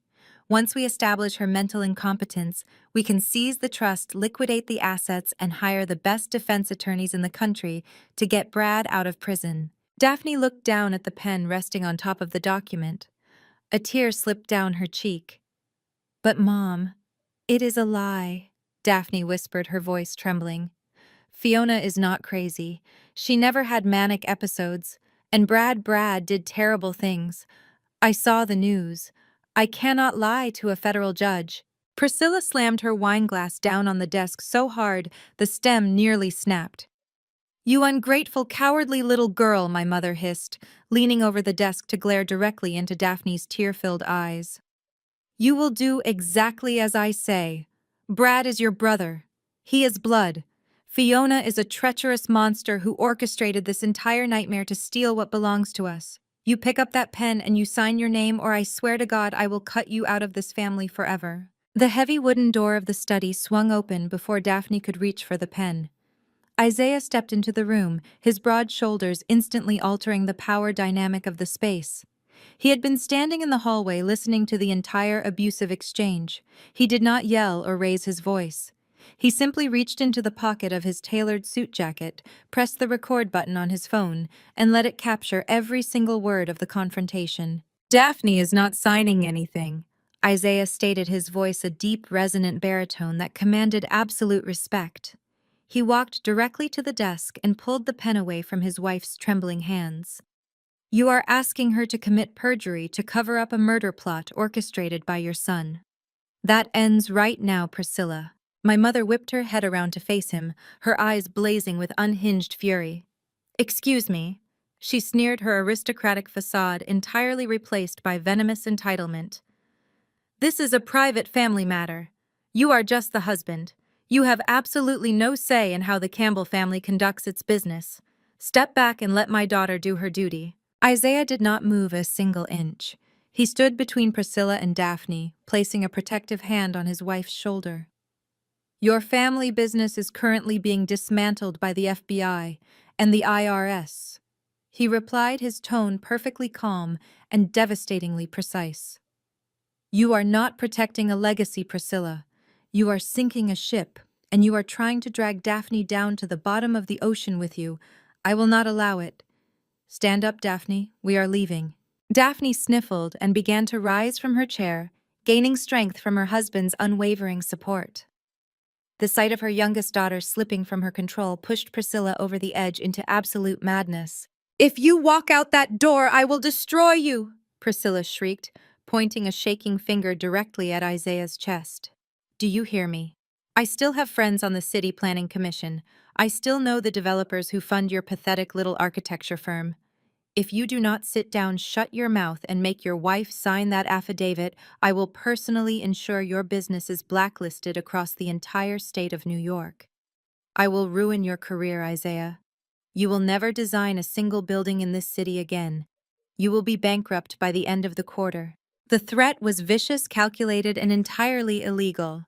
It was also exactly what Isaiah had been waiting for. He looked at my mother with an expression of profound clinical pity. He reached into his jacket pocket and pulled out his phone, tapping the screen to stop the audio recording. The digital chime echoed loudly in the tense silence of the study. Did you just record me? Priscilla gasped, the color rapidly draining from her face as she realized what had just happened. I just recorded you attempting to coerce a witness to commit perjury while simultaneously threatening to destroy my business through malicious interference, Isaiah confirmed, slipping the phone safely back into his pocket. You have spent years looking down on me, Priscilla. You made racist remarks about my background, you belittled my profession, and you treated me like a second-class citizen in your home. I stayed quiet because I loved your daughter, and I wanted to keep the peace. But you just crossed a line into federal extortion. Isaiah took Daphne's hand, lacing his fingers through hers. You do not have any power left, Priscilla. Your money is frozen, your golden child is a murderer, and your friends are not going to return your calls when they hear this audio file. We are done here. He turned his back on my mother and guided Daphne out of the study. Priscilla collapsed into the leather desk chair, her hands covering her face, as the reality of her total isolation crashed down upon her. She had tried to use her youngest daughter as a pawn, and instead, she had handed the prosecution another piece of irrefutable evidence. 10 minutes later, my cell phone buzzed in my office. It was an encrypted audio file sent directly from Isaiah, along with a brief text message. He wrote the message simply: Daphne is safe. We are officially out. Use this to bury her. I pressed play on the audio file, listening to my mother's unhinged threats of extortion and perjury. A cold, satisfied smile spread across my face. Priscilla had just hammered the final nail into her own coffin. The digital chime of the audio file, finishing its playback, echoed in the absolute silence of my home office. I stared at my phone, processing the sheer magnitude of the gift Isaiah had just handed me. My mother had just committed federal extortion on tape.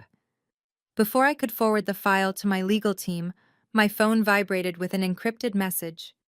It was Isaiah again, requesting a face-to-face meeting immediately. He specified that it had to be a secure location, free from any potential surveillance. I sent him the address to Mr. Caldwell's law firm in the financial district. Within the hour, I was sitting in the familiar glass-walled conference room. Mr. Caldwell stood by the window, reviewing the audio file I had already forwarded to his secure server. The heavy oak doors opened, and Isaiah stepped inside. He looked exhausted. The polished, confident posture he usually maintained was weighed down by the heavy toll of protecting his wife from her own toxic bloodline. But his eyes were sharp and completely focused. I stood up and extended my hand. "Thank you, Isaiah," I said, my voice filled with genuine respect. "You did not just protect Daphne today. You handed us the exact ammunition we need to permanently neutralize Priscilla." Isaiah shook my hand firmly, taking a seat across the glass desk. "Daphne is my priority," he stated, his baritone voice steady and resolute. "I have watched your mother tear you down for years, Fiona. I kept quiet to keep the peace for my wife. But threatening my business and attempting to force Daphne into committing perjury was the absolute limit. I am done playing the compliant son-in-law." Mr. Caldwell took his seat, folding his hands over a pristine legal pad. "The audio recording of the extortion threat is flawless," Mr. Caldwell confirmed. "We will file it with the federal prosecutor this afternoon. It proves Priscilla Campbell is actively attempting to fabricate medical testimony to unlawfully seize your assets. But I sense you did not ask for a secure meeting just to hand over an audio file we already received." Isaiah nodded, reaching into the inner pocket of his tailored suit jacket. He pulled out a small black encrypted flash drive and placed it exactly in the center of the glass table. "You are right," Isaiah said, leaning forward. "The audio proves Priscilla is desperate. But this drive proves exactly why she is desperate. It is not just about the frozen corporate accounts or maintaining her country club lifestyle. There is a much darker deadline hanging over their heads." I frowned, staring at the small black drive. "What did you find, Isaiah?" 2 months ago, Priscilla hosted a mandatory family dinner at the townhouse, Isaiah explained. Brad was completely unhinged that night. He was sweating, drinking heavily, and pacing the hallways. He excused himself to the private study and locked the door. Later that evening, I went to the study to retrieve Daphne's coat. Brad had left in a hurry, but he forgot to close his laptop. The screen was awake, and a highly encrypted dark web messaging forum was open. As an architect, I am trained to notice microscopic details. I saw the numbers, and I saw the threats. I took out my phone and photographed every single screen before he returned. Mr. Caldwell picked up the flash drive and plugged it directly into his secure offline terminal. He typed in a rapid sequence of commands to scan the drive before projecting the images onto the large monitor on the conference room wall. The screen illuminated with dozens of high-resolution photographs of Brad's private laptop. They were not corporate ledgers or standard banking statements. They were offshore cryptocurrency wallets heavily tied to a notorious underground gambling syndicate based out of Eastern Europe. I stared at the screen, my blood running completely cold. Brad had not just lost $40 million of the family trust in incompetent hedge fund investments. He had been actively trying to win the money back through illegal high-stakes crypto gambling rings. And he had failed catastrophically. "Look at the final ledger balance," Isaiah instructed, pointing to a specific photograph showing a direct messaging thread. The message was not written in standard legal terms. It was a brutal, violent threat from a syndicate enforcer. Brad owed them exactly $2 million in personal gambling debts. The message clearly stated that if the $2 million was not transferred by the end of the month, the syndicate would send a collection team to New York to extract the payment in blood. "He owes a violent criminal cartel $2 million, I whispered, the horrifying reality sinking in. The corporate embezzlement was Malik's strategy to cover the trust deficit. But this is Brad's personal death warrant. "Exactly," Isaiah confirmed, his expression grim. "Priscilla knows about this debt. I overheard her screaming at Brad about it in the garage weeks ago." "The conservatorship petition is not just corporate greed, Fiona. It is a desperate, frantic ransom attempt. Priscilla knows Brad is sitting in a federal holding cell right now. The syndicate can easily reach him in prison. She needs clean, liquid, unmonitored cash to pay off the cartel before they execute her golden boy. She is trying to declare you mentally unfit so she can liquidate your assets and use your money to buy her son's life." Mr. Caldwell let out a sharp breath, leaning back in his leather chair. "This changes the entire legal landscape," Mr. Caldwell stated, his eyes narrowing with predatory calculation. "Priscilla is not acting out of financial preservation. She is acting out of lethal desperation. A desperate, cornered animal will break every law in the book to survive. She will not stop at a fake medical affidavit. She will hire corrupt doctors, she will forge court documents, and she might even attempt to hire physical muscle to intimidate you." I looked at the threatening messages on the screen, feeling a surge of absolute ironclad resolve. My mother was willing to lock me in a psychiatric ward and strip away my basic human rights just to pay off her golden child's gambling debts to a violent cartel. She viewed my life as nothing more than a bargaining chip to save a murderer. Print every single one of those syndicate messages I ordered Mr. Caldwell, my voice devoid of any hesitation. Attach them to the audio file Isaiah provided. I want a comprehensive dossier delivered to the federal prosecutor and the judge handling the probate case. We are going to expose the exact reason she is filing this fraudulent conservatorship. I turned to Isaiah, meeting his steady gaze. You need to take Daphne and leave the city immediately, I advised him. Once Priscilla realizes you handed this over to the federal government, she will direct all her venom at your firm. Go to your property in upstate New York and stay off the grid until the federal marshals secure her arrest. Isaiah nodded, standing up from the glass table. We are leaving tonight, he confirmed, buttoning his suit jacket. Daphne is finally ready to cut the cord completely.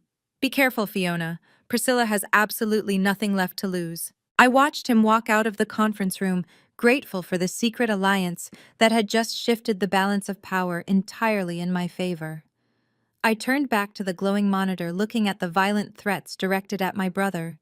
My family had dug their own graves, and I was fully prepared to push them in. 3 days after discovering the syndicate threats, my family had dug their own graves, and I was fully prepared to push them in. The heavy mahogany doors of the Manhattan probate court swung shut with a definitive thud, sealing us inside the sterile, windowless room. I sat beside Mr. Caldwell at the respondent table, wearing a perfectly tailored navy blue suit. My posture was absolute iron. I did not fidget. I did not adjust my cuffs. I stared straight ahead with the clinical detachment of an executioner waiting for the drop. Across the center aisle, my mother Priscilla sat with her new legal counsel. Since her previous high-priced attorney was currently sitting in a federal holding cell facing extortion charges, she had been forced to scrape the bottom of the legal barrel. Her new lawyer, a sweating, anxious man named Mr. Higgins, nervously arranged his files. Priscilla had entirely abandoned her usual flashy designer wardrobe. She wore a conservative, pale beige dress with minimal makeup, attempting to project the image of a humble, exhausted mother rather than a status-obsessed socialite. Judge Harrison, a stern, no-nonsense magistrate with decades of experience presiding over bitter family wealth disputes, slammed his gavel to open the hearing. The petition for involuntary conservatorship was officially underway. Higgins stood up, buttoning his cheap suit jacket, and approached the podium. He launched into a meticulously rehearsed opening statement designed to paint me as a deeply disturbed individual suffering from a severe psychotic break. Higgins claimed that the sudden tragic death of my grandparents had triggered a latent manic episode. He spun a wild narrative about me locking my loving family out of the estate, engaging in paranoid delusions about federal snipers, and completely detaching from reality. But the absolute centerpiece of his argument, the so-called undeniable proof of my severe financial incompetence, was my real estate portfolio. Your Honor, Higgins stated, his voice dripping with manufactured concern. We have obtained financial records showing that Ms. Campbell recently liquidated $150,000 of personal savings to purchase a desolate, environmentally hazardous warehouse in upstate New York. It is essentially a toxic dump with a collapsed roof and zero commercial value. A sane, rational individual, functioning with a healthy cognitive baseline, does not throw away their life savings on a rotting industrial shell. She is burning through capital at an alarming rate, and if this court does not intervene and grant her mother immediate financial power of attorney, Ms. Campbell will bankrupt herself before the end of the year. I did not react. I did not roll my eyes or scoff at his ridiculous claims. Inside, I was smiling a cold, lethal smile. Higgins and my mother had absolutely no idea that the toxic dump they were using as their primary evidence of my insanity was currently holding $9 million worth of pristine original Shelby Cobras. They were handing me the exact ammunition I needed to publicly humiliate them on the court record. Higgins called Priscilla to the witness stand. My mother walked slowly, placing her hand on the wooden railing, as if she could barely support her own weight.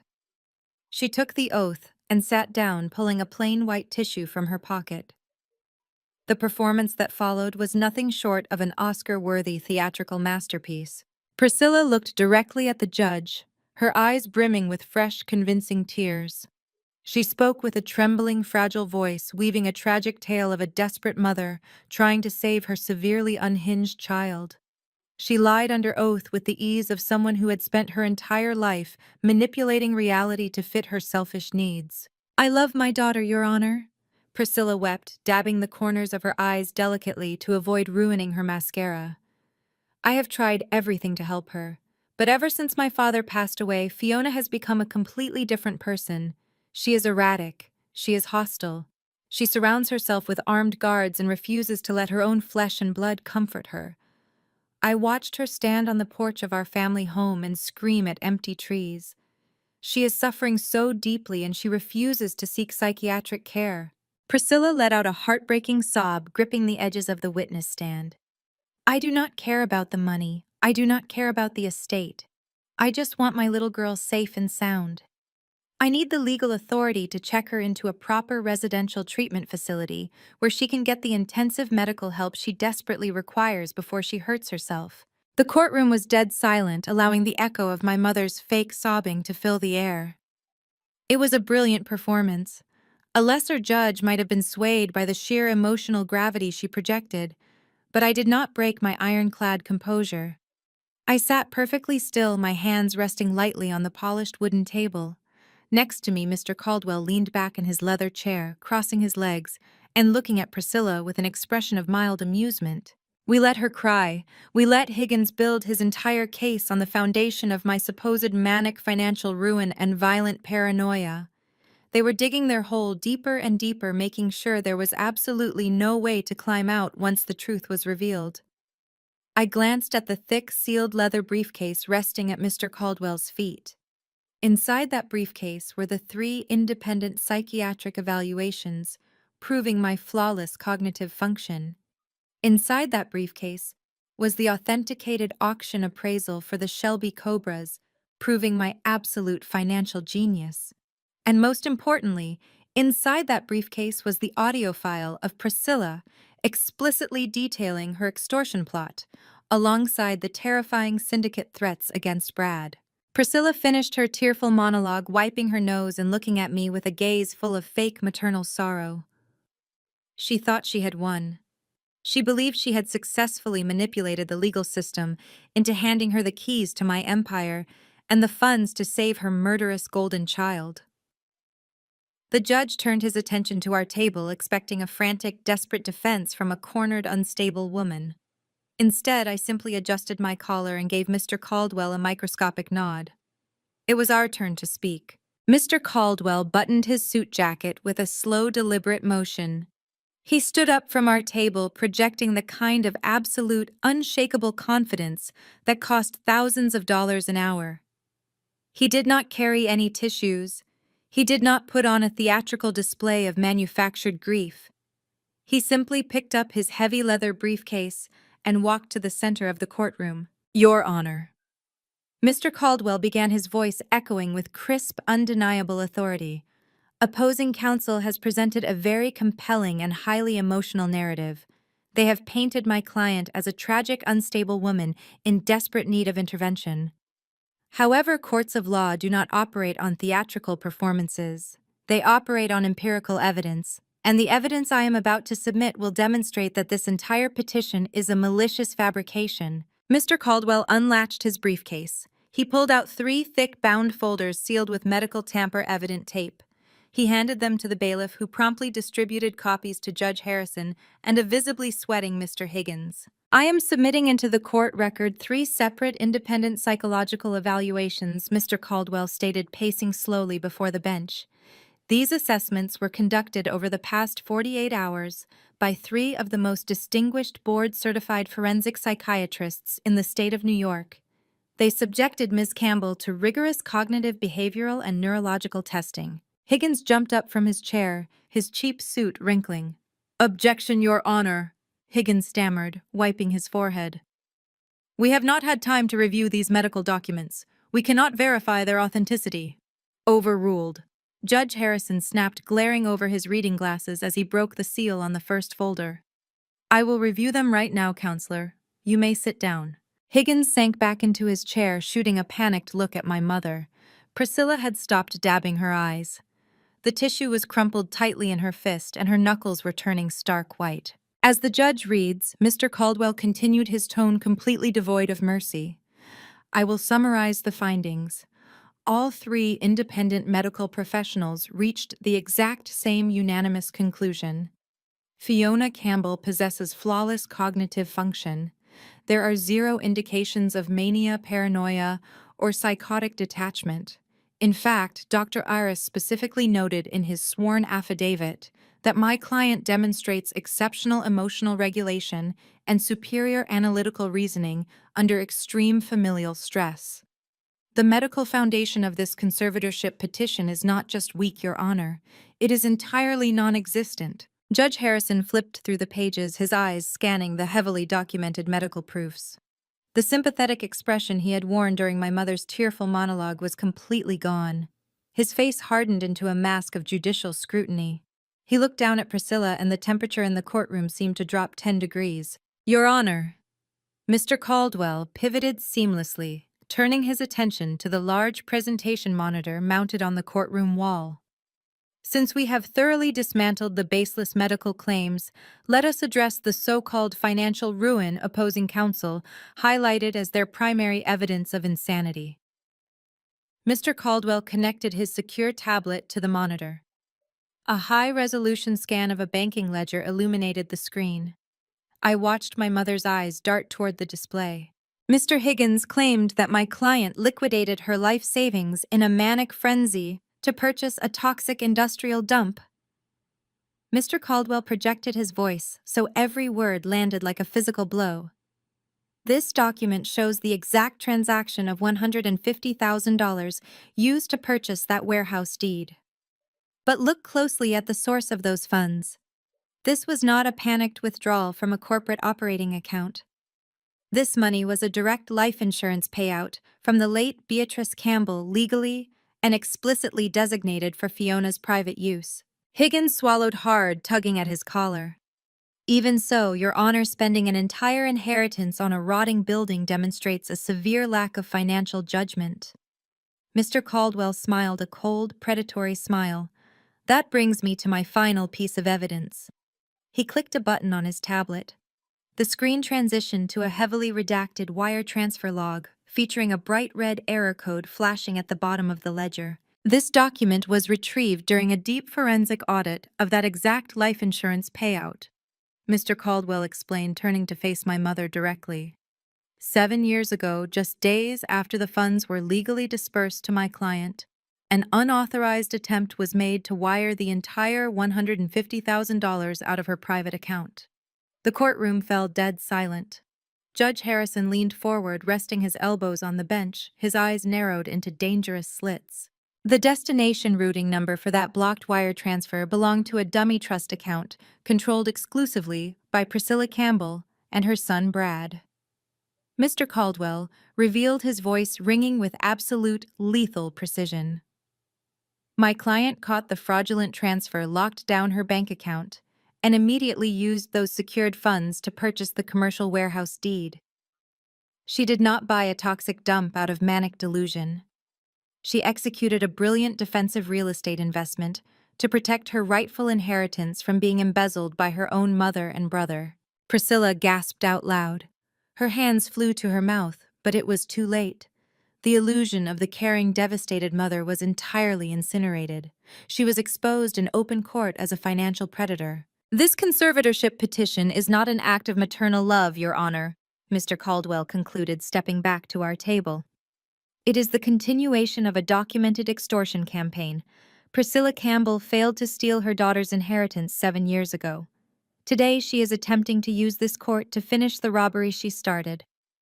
Judge Harrison slammed his wooden gavel down onto the sounding block with explosive force. The sharp crack echoed like a gunshot.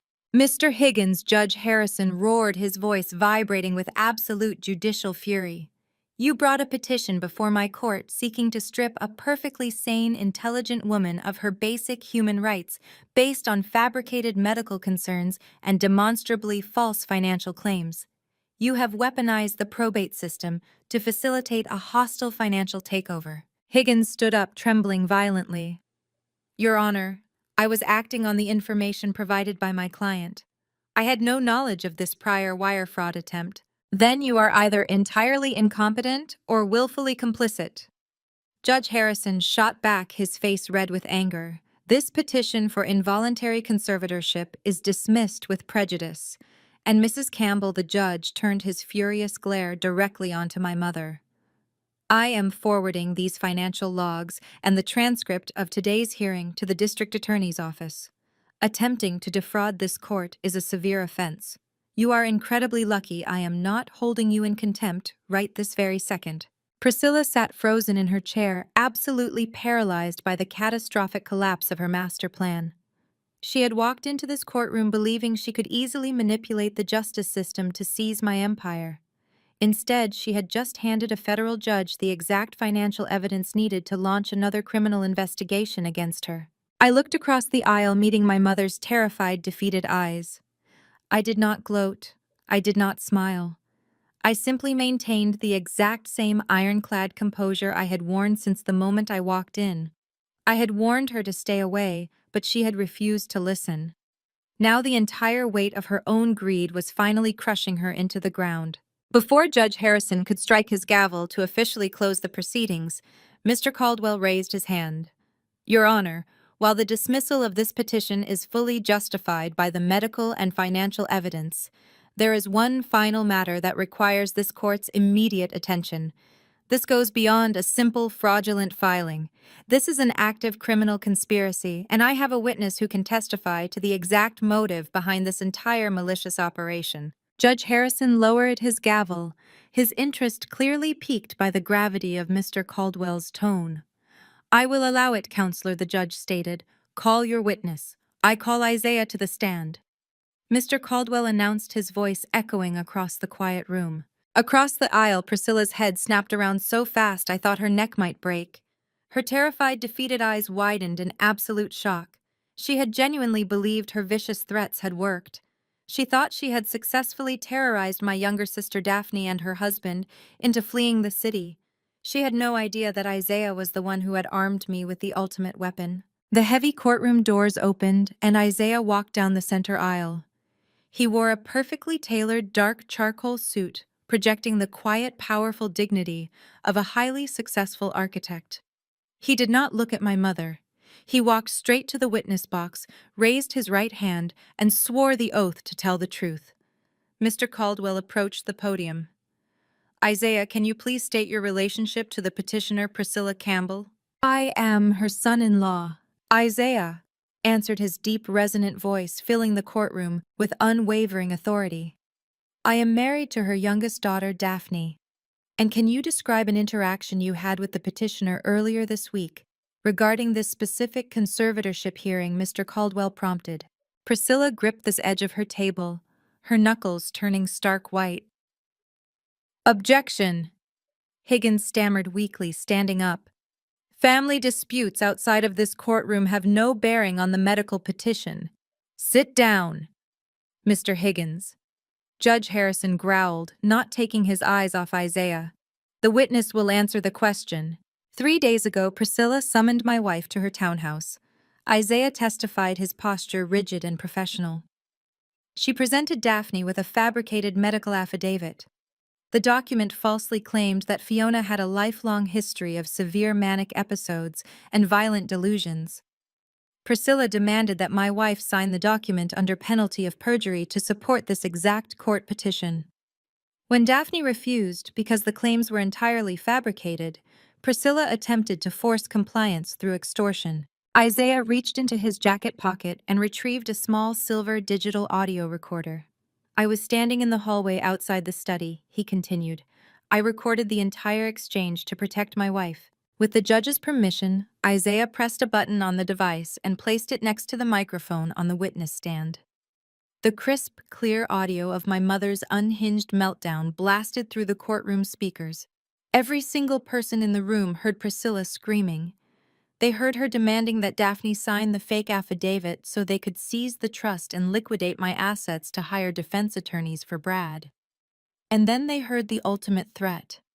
They heard Priscilla promise to use her wealthy connections to blacklist Isaiah's architecture firm and bankrupt his business if he did not force his wife to commit perjury. The recording clicked off.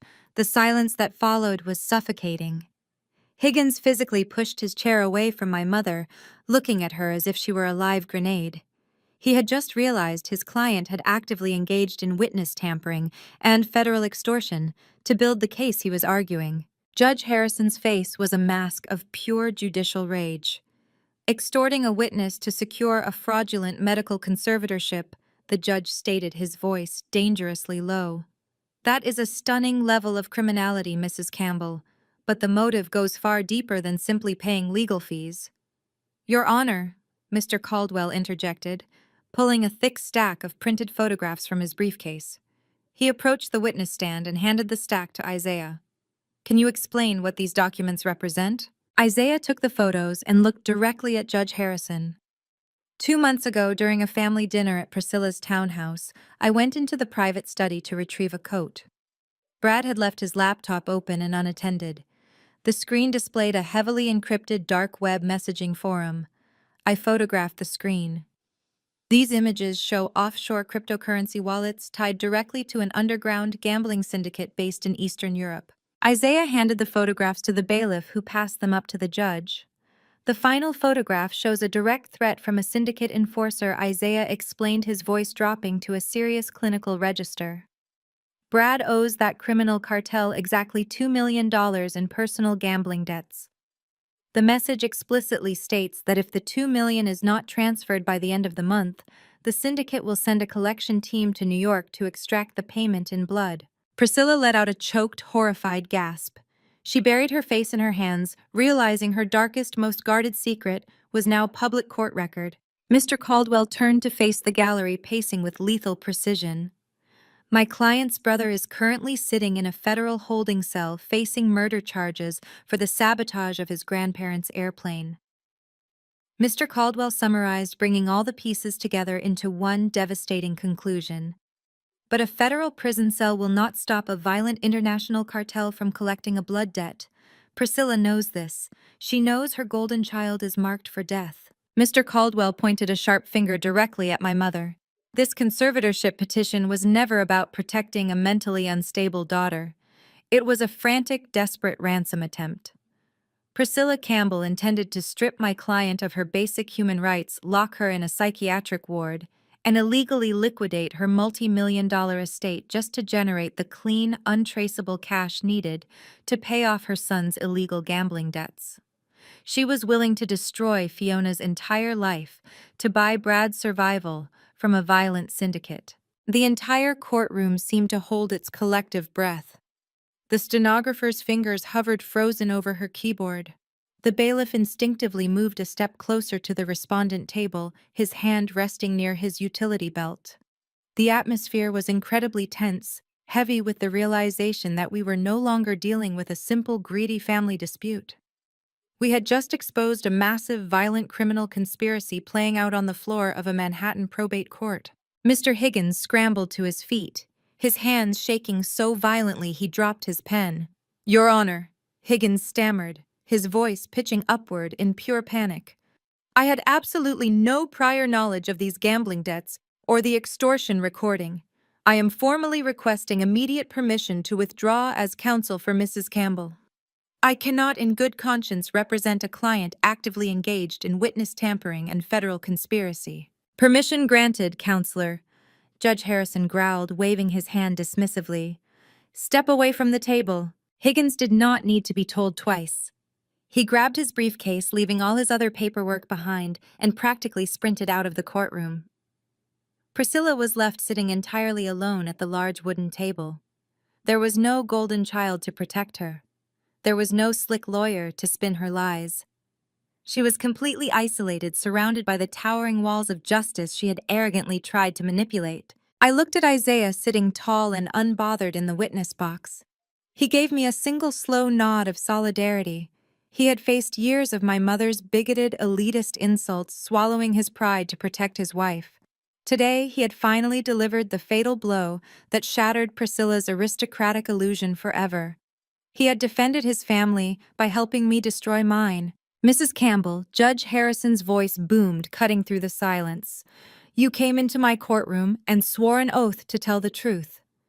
You then presented a fabricated narrative designed to steal a $100 million estate to fund a criminal enterprise. You extorted your own daughter.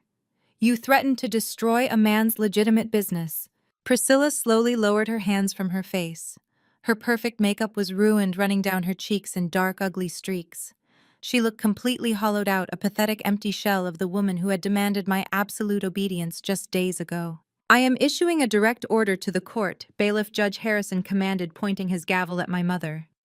Take Priscilla Campbell into immediate custody for perjury and contempt of court, and contact the United States Attorney's Office.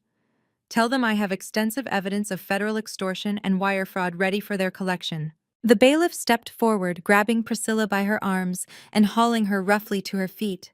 She did not fight back. She did not scream or demand to be treated like a wealthy socialite. The fight had been completely drained out of her.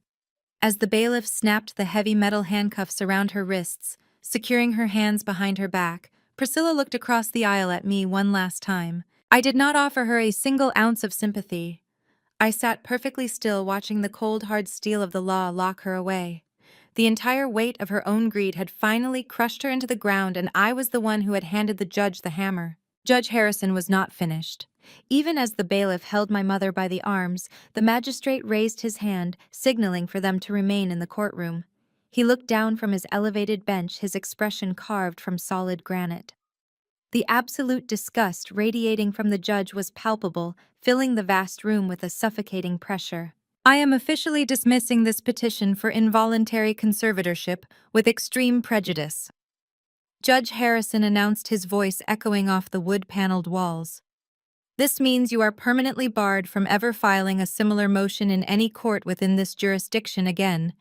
You have attempted to weaponize the mental health system and the probate courts to execute a hostile financial takeover. It is one of the most abhorrent abuses of the judicial system I have witnessed in my 30 years on the bench. My mother stood trembling in her steel restraints. Her expensive beige dress was wrinkled, her carefully styled hair falling in messy strands across her tear-stained face. She looked up at the judge, her eyes wide and vacant, completely hollowed out by her catastrophic failure. Furthermore, the judge continued adjusting his reading glasses as he picked up his pen. The court recognizes the immense financial burden placed upon the respondent to defend herself against these fabricated claims. Therefore, I am ordering you, Priscilla Campbell, to pay 100% of Fiona Campbell's legal fees. Every single billable hour incurred by Mr. Caldwell and his forensic accounting team will be billed directly to you.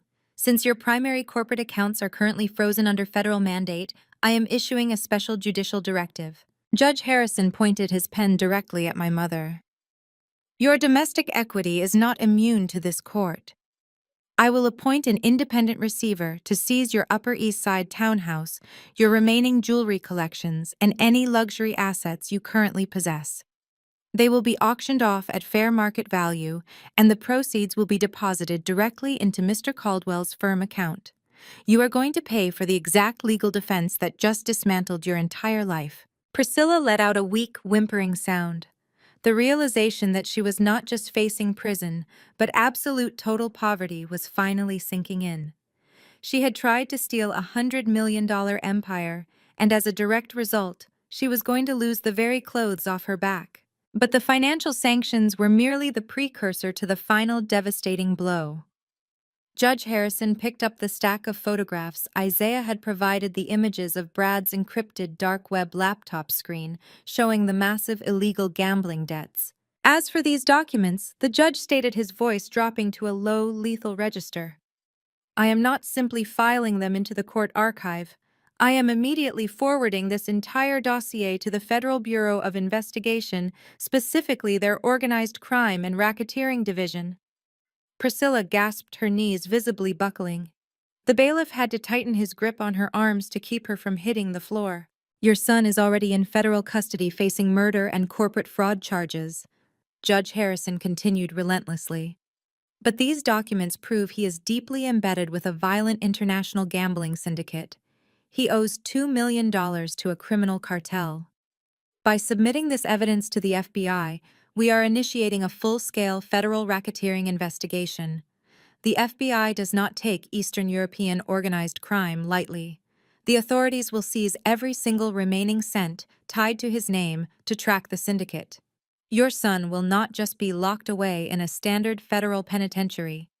He is going to be placed in maximum security isolation to prevent cartel retaliation. You thought you could use this court to secure the funds to buy his life. Instead, you have just handed the federal government the exact map they need to bury him alive. The sheer magnitude of the judge's declaration broke whatever fragile thread was still holding my mother upright. Priscilla physically collapsed her legs, giving out completely. She dropped like a stone, dragging the bailiff down with her. She hit the polished hardwood floor of the courtroom, her handcuffed wrists twisting painfully behind her back. She did not scream. She did not yell. She just lay there on the ground weeping in loud, guttural, heaving sobs. It was the sound of a woman who had gambled her own flesh and blood for money and lost absolutely everything. Her golden child was going to a maximum security prison forever. Her status, her wealth, and her freedom were entirely vaporized. "Take her away," Judge Harrison ordered, averting his eyes in disgust. Two additional court officers rushed forward. They grabbed my mother by her arms, hauling her limp, sobbing body off the floor. They dragged her backward down the center aisle of the courtroom. Her expensive shoes dragged across the carpet, leaving scuff marks in their wake. The heavy wooden doors opened and they pulled her out into the hallway. The doors slammed shut, cutting off her pathetic wailing, leaving the courtroom in profound, absolute silence. Judge Harrison let out a long, heavy sigh. He looked over at our table, his stern expression softening just a fraction. He nodded respectfully toward Mr. Caldwell and then looked directly at me. "Ms. Campbell, the judge," said, his voice quiet and sincere. "You have endured an unimaginable level of betrayal from the people who were supposed to protect you. You handled yourself with remarkable dignity today. The court apologizes for the distress this fraudulent petition has caused you. You are free to go." I stood up, smoothing the front of my tailored navy suit. I did not feel any lingering adrenaline or panic. My heart was beating at a steady, calm pace. I looked at the empty space where my mother had just collapsed, and I felt a profound, overarching sense of closure. The cancer that had been eating away at my family for decades had finally been surgically removed. "Thank you, Your Honor," I replied, my voice clear and unwavering. I turned to Isaiah, who was still sitting in the witness box. He stood up, stepping down to the courtroom floor. I walked over to him and extended my hand. He took it, grasping my hand firmly. "Go back to Daphne," I told him, looking him directly in the eyes. "Tell her she never has to look over her shoulder again. The nightmare is permanently over. You protected your wife today, Isaiah. My grandfather would have respected you immensely for that." Isaiah offered a tight, genuine smile. He nodded once, a gesture of mutual respect between two people who had just survived a war. "Take care of yourself, Fiona," he said. "Enjoy the Empire." He turned and walked down the aisle, exiting the courtroom through the heavy doors. He was going back to his architecture firm, back to a peaceful life with my sister, free from the toxic aristocratic shadow of the Campbell family. Mr. Caldwell was already packing the medical affidavits and financial ledgers back into his heavy leather briefcase. He snapped the golden latches shut and looked up at me. His usual predatory courtroom smirk had softened into an expression of genuine professional admiration. "That was a flawless execution," Mr. Caldwell noted, handing me my coat. "We dismantled their entire operation in less than an hour. I will coordinate with the court receiver and the FBI this afternoon to ensure the transition of the syndicate evidence goes smoothly. You do not need to worry about a single legal technicality." I slipped my arms into my coat, adjusting the collar. "I know I do not, Mr. Caldwell," I replied. We walked together down the center aisle, our footsteps echoing in the quiet chamber. We pushed open the heavy mahogany doors and stepped out into the bustling hallway of the Manhattan courthouse. The air outside the courtroom felt different, lighter, and infinitely cleaner. I walked out of the building and stepped onto the busy city sidewalk, taking a deep breath of the crisp afternoon air. The sprawling $100 million legacy of my grandfather was entirely safe. The predators were locked away in cages, and I was completely free. I stepped out into the expansive marble corridor of the Manhattan courthouse, adjusting the cuffs of my navy suit. The air outside the courtroom felt significantly lighter, but the absolute chaos my family had manufactured was not entirely contained behind those heavy mahogany doors. Down the hall near the bank of polished brass elevators, a deeply pathetic scene was rapidly unfolding. My father, Thomas Campbell, had finally made an appearance. He had been completely absent during the morning hearing, likely too cowardly to face the public humiliation of his wife's arrest. Now, he was standing near the security checkpoint, looking completely disheveled. The sharp, aristocratic patriarch who used to dictate my life choices was gone. His expensive suit was heavily wrinkled, his tie hung loose, and his face was gray with sheer terror. Standing right beside him was my sister Amber, shivering in her ruined designer clothes. Thomas was clutching a large clear plastic property bag stamped with the insignia of the Federal Bureau of Prisons. It contained the personal effects confiscated from Brad during his arrest. Inside that thick plastic bag, Brad's secondary burner phone was vibrating violently against a set of car keys. The harsh mechanical buzzing echoed down the stone hallway. Amber was staring through the plastic, her eyes wide with unadulterated horror as she read the incoming text messages lighting up the screen. "They know Dad." Amber whispered, her voice shaking so badly she could barely form the words. "They just sent another message. They know exactly which federal holding facility Brad was transported to. They know his cell block number. They are saying if the $2 million is not transferred to their crypto wallet by midnight, they are going to have him gutted in the shower room before his arraignment." Thomas looked like he was about to vomit. The reality of the Eastern European gambling syndicate was crashing down on him. The cartel did not care about the Campbell family legacy. They did not care about frozen corporate accounts or federal asset seizures. They only cared about their money, and they had the lethal reach to extract it directly from a maximum security federal prison. Just as the panic threatened to swallow them whole, the courtroom doors opened again. Isaiah and Daphne walked out into the corridor, moving with the quiet, synchronized grace of a couple who had just survived a war. They headed straight for the elevators, intending to leave the building and the toxic Campbell bloodline behind forever. Thomas spotted them. Absolute wild desperation instantly hijacked his brain. He abandoned every remaining ounce of his elitist pride and sprinted across the marble floor, throwing himself directly into their path. "Isaiah, wait!" Thomas shouted, holding up his hands to block the elevator doors. "You cannot leave. We have a catastrophic emergency." Isaiah stopped, his broad shoulders squaring as he looked down at my father with an expression of profound clinical detachment. Daphne remained firmly by her husband's side, not shrinking back or hiding behind him. She was finally standing her ground. "I do not care." "Thomas," Isaiah stated, his baritone voice echoing off the high ceilings. "Your emergencies are no longer my concern. Move out of the way." "You do not understand," Thomas pleaded, thrusting the federal property bag forward so the vibrating burner phone was visible. "Brad is going to be murdered tonight. The syndicate sent an ultimatum. Priscilla's accounts are entirely frozen. Amber's credit lines are vaporized. The federal government seized the corporate trusts. We have absolutely zero liquid capital." Thomas grabbed the sleeve of Isaiah's suit jacket, his eyes wild and bloodshot. "You own that architectural firm in Brooklyn. You own that historic brownstone property outright. You have clean, unmonitored assets. I need you to call your commercial lender right now. Take out a second mortgage on your business and your home. Wire the $2 million to this encrypted wallet. I swear on my life I will pay you back once the federal audits are cleared. You have to do this to save your brother-in-law."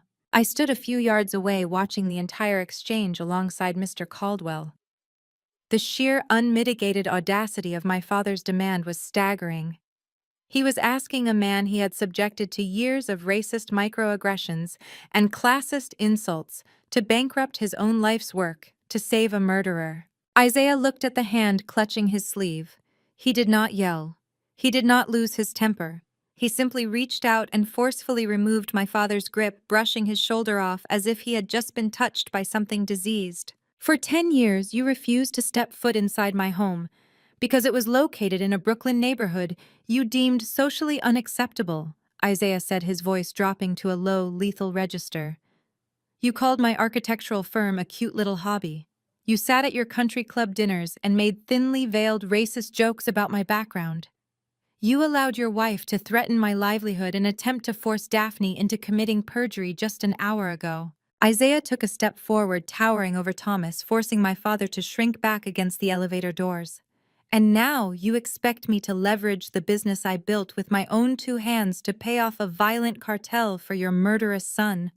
You expect me to risk the financial security of my wife to save a man who sabotaged an airplane and killed his own grandparents. Thomas opened his mouth, but no sound came out. He turned his desperate, pleading eyes toward his youngest daughter. Daphne, please. Thomas begged, tears finally spilling over his eyelashes. He is your brother. He is blood. If you do not force your husband to do this, Brad will be dead by morning. You cannot let your own flesh and blood be slaughtered. Daphne looked at the man who had ignored her needs her entire life. She looked at Amber, who was sobbing uncontrollably against the wall. Then she looked at the vibrating burner phone flashing with violent cartel threats. He stopped being my brother the day he put a price tag on our grandparents' lives. Daphne answered, her voice perfectly steady, ringing with a newfound ironclad strength. You all stopped being my family the moment you chose money over basic human decency. You dug this grave with your own greed. Now you get to bury him in it. Daphne reached out and linked her arm firmly through Isaiah's. She did not shed a single tear. We are officially done with this family, Isaiah stated, delivering the final absolute death blow to the Campbell patriarch. The elevator doors chimed and slid open.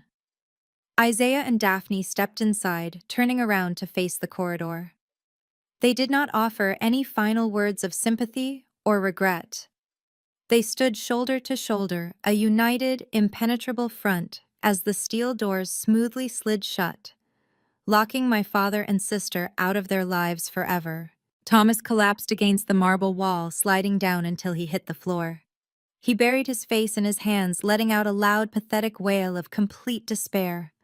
Amber slid down next to him, clutching her ruined designer bag, sobbing hysterically as the burner phone in the plastic bag continued to vibrate relentlessly, vibrating closer and closer to Brad's impending execution. I walked past them, my heels clicking sharply against the polished stone floor.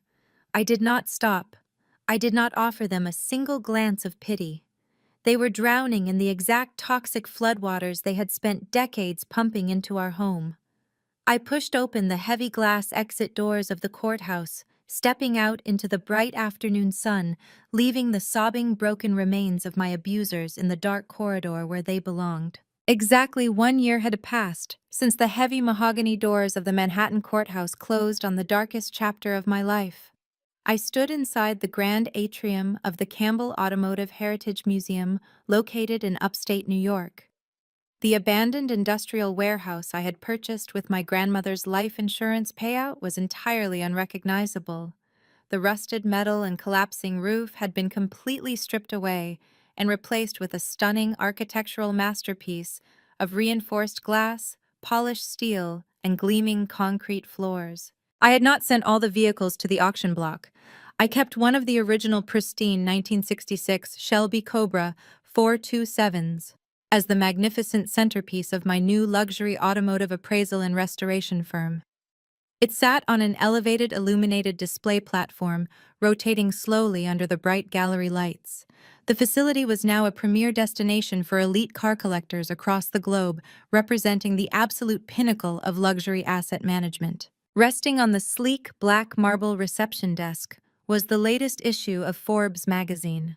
My face graced the glossy cover. I was wearing a sharp emerald green tailored suit projecting total unshakable authority. The bold white text across the bottom of the cover read, "The luxury appraiser who outsmarted a syndicate and built $100 million empire." The press had eventually uncovered the dramatic federal takedown of the Campbell family, but my proactive legal strategy had painted me not as a victim, but as a brilliant tactical survivor who protected her grandfather's legacy from corporate predators. I was reviewing a digital appraisal file for a European client when my head of security approached the desk. David was a former Secret Service agent who ran my facility with absolute military precision. "We have a situation at the main perimeter gate," David stated, his voice strictly professional, handing me his tablet. "Two individuals are requesting entry. They do not have an appointment, but they claim to be your parents." I looked down at the high-definition security feed. The sight of the two people standing on the other side of my reinforced iron gates was genuinely shocking. If I had walked past them on a Manhattan sidewalk, I would never have recognized the former aristocratic rulers of the Campbell bloodline. Priscilla and Thomas looked like hollowed-out ghosts. Priscilla was wearing a faded, ill-fitting beige coat that looked like it came from a discount thrift store bin. Her perfectly dyed blonde hair had grown out into stringy, unkempt gray strands, blowing wildly in the autumn wind. Thomas stood beside her with a pronounced, defeated hunch in his back. He was wearing scuffed, dirty shoes and a cheap, wrinkled suit jacket that hung off his gaunt, malnourished frame. They looked like they had aged 20 years in the span of 12 short months. The consequences of their unmitigated greed had been absolute and apocalyptic. After Judge Harrison ordered the seizure of their assets, the court-appointed receiver had flawlessly executed the massive liquidation. The Upper East Side townhouse, the designer jewelry collections, and the luxury vehicles were all rapidly auctioned off to pay the immense legal fees I had accrued during the conservatorship battle. Furthermore, the federal government had permanently frozen their remaining hidden accounts due to their complicity in Brad's criminal enterprise. Brad was currently serving a life sentence without the possibility of parole in a federal supermax facility. The FBI raid had intercepted the Eastern European gambling syndicate before they could execute him in holding, but the federal prosecutors showed absolutely no mercy regarding the murder of our grandparents. Malik had taken a desperate plea deal to testify against Brad, resulting in both men trading their custom-tailored suits for neon orange prison jumpsuits forever. "Let them through the gate," I instructed David, adjusting the cuffs of my emerald suit. "But keep a full security detail flanking them. They do not step a single foot inside the actual building." I walked out through the automatic glass doors and stood on the pristine paved driveway of the museum. The cool autumn wind swept across the expansive property. Priscilla and Thomas shuffled up the driveway, their shoulders slumped. Their eyes darted around, taking in the sheer magnitude of the multi-million-dollar facility I had built from the ground up without a single cent of their corrupted money. "Fiona." My mother rasped, her voice weak and trembling. She did not attempt to put on a theatrical performance. She did not have the energy left to fake a single tear. She just looked entirely broken. "We saw the magazine article at the grocery store. We walked 3 miles from the bus stop. We do not have a car anymore." I did not offer them a smile. I did not offer them a glass of water. "What do you want?" "Priscilla," I asked, keeping my voice perfectly flat and clinical. "You signed a legally binding agreement stating you would never contact me again. You are violating a federal court order just by standing on this asphalt."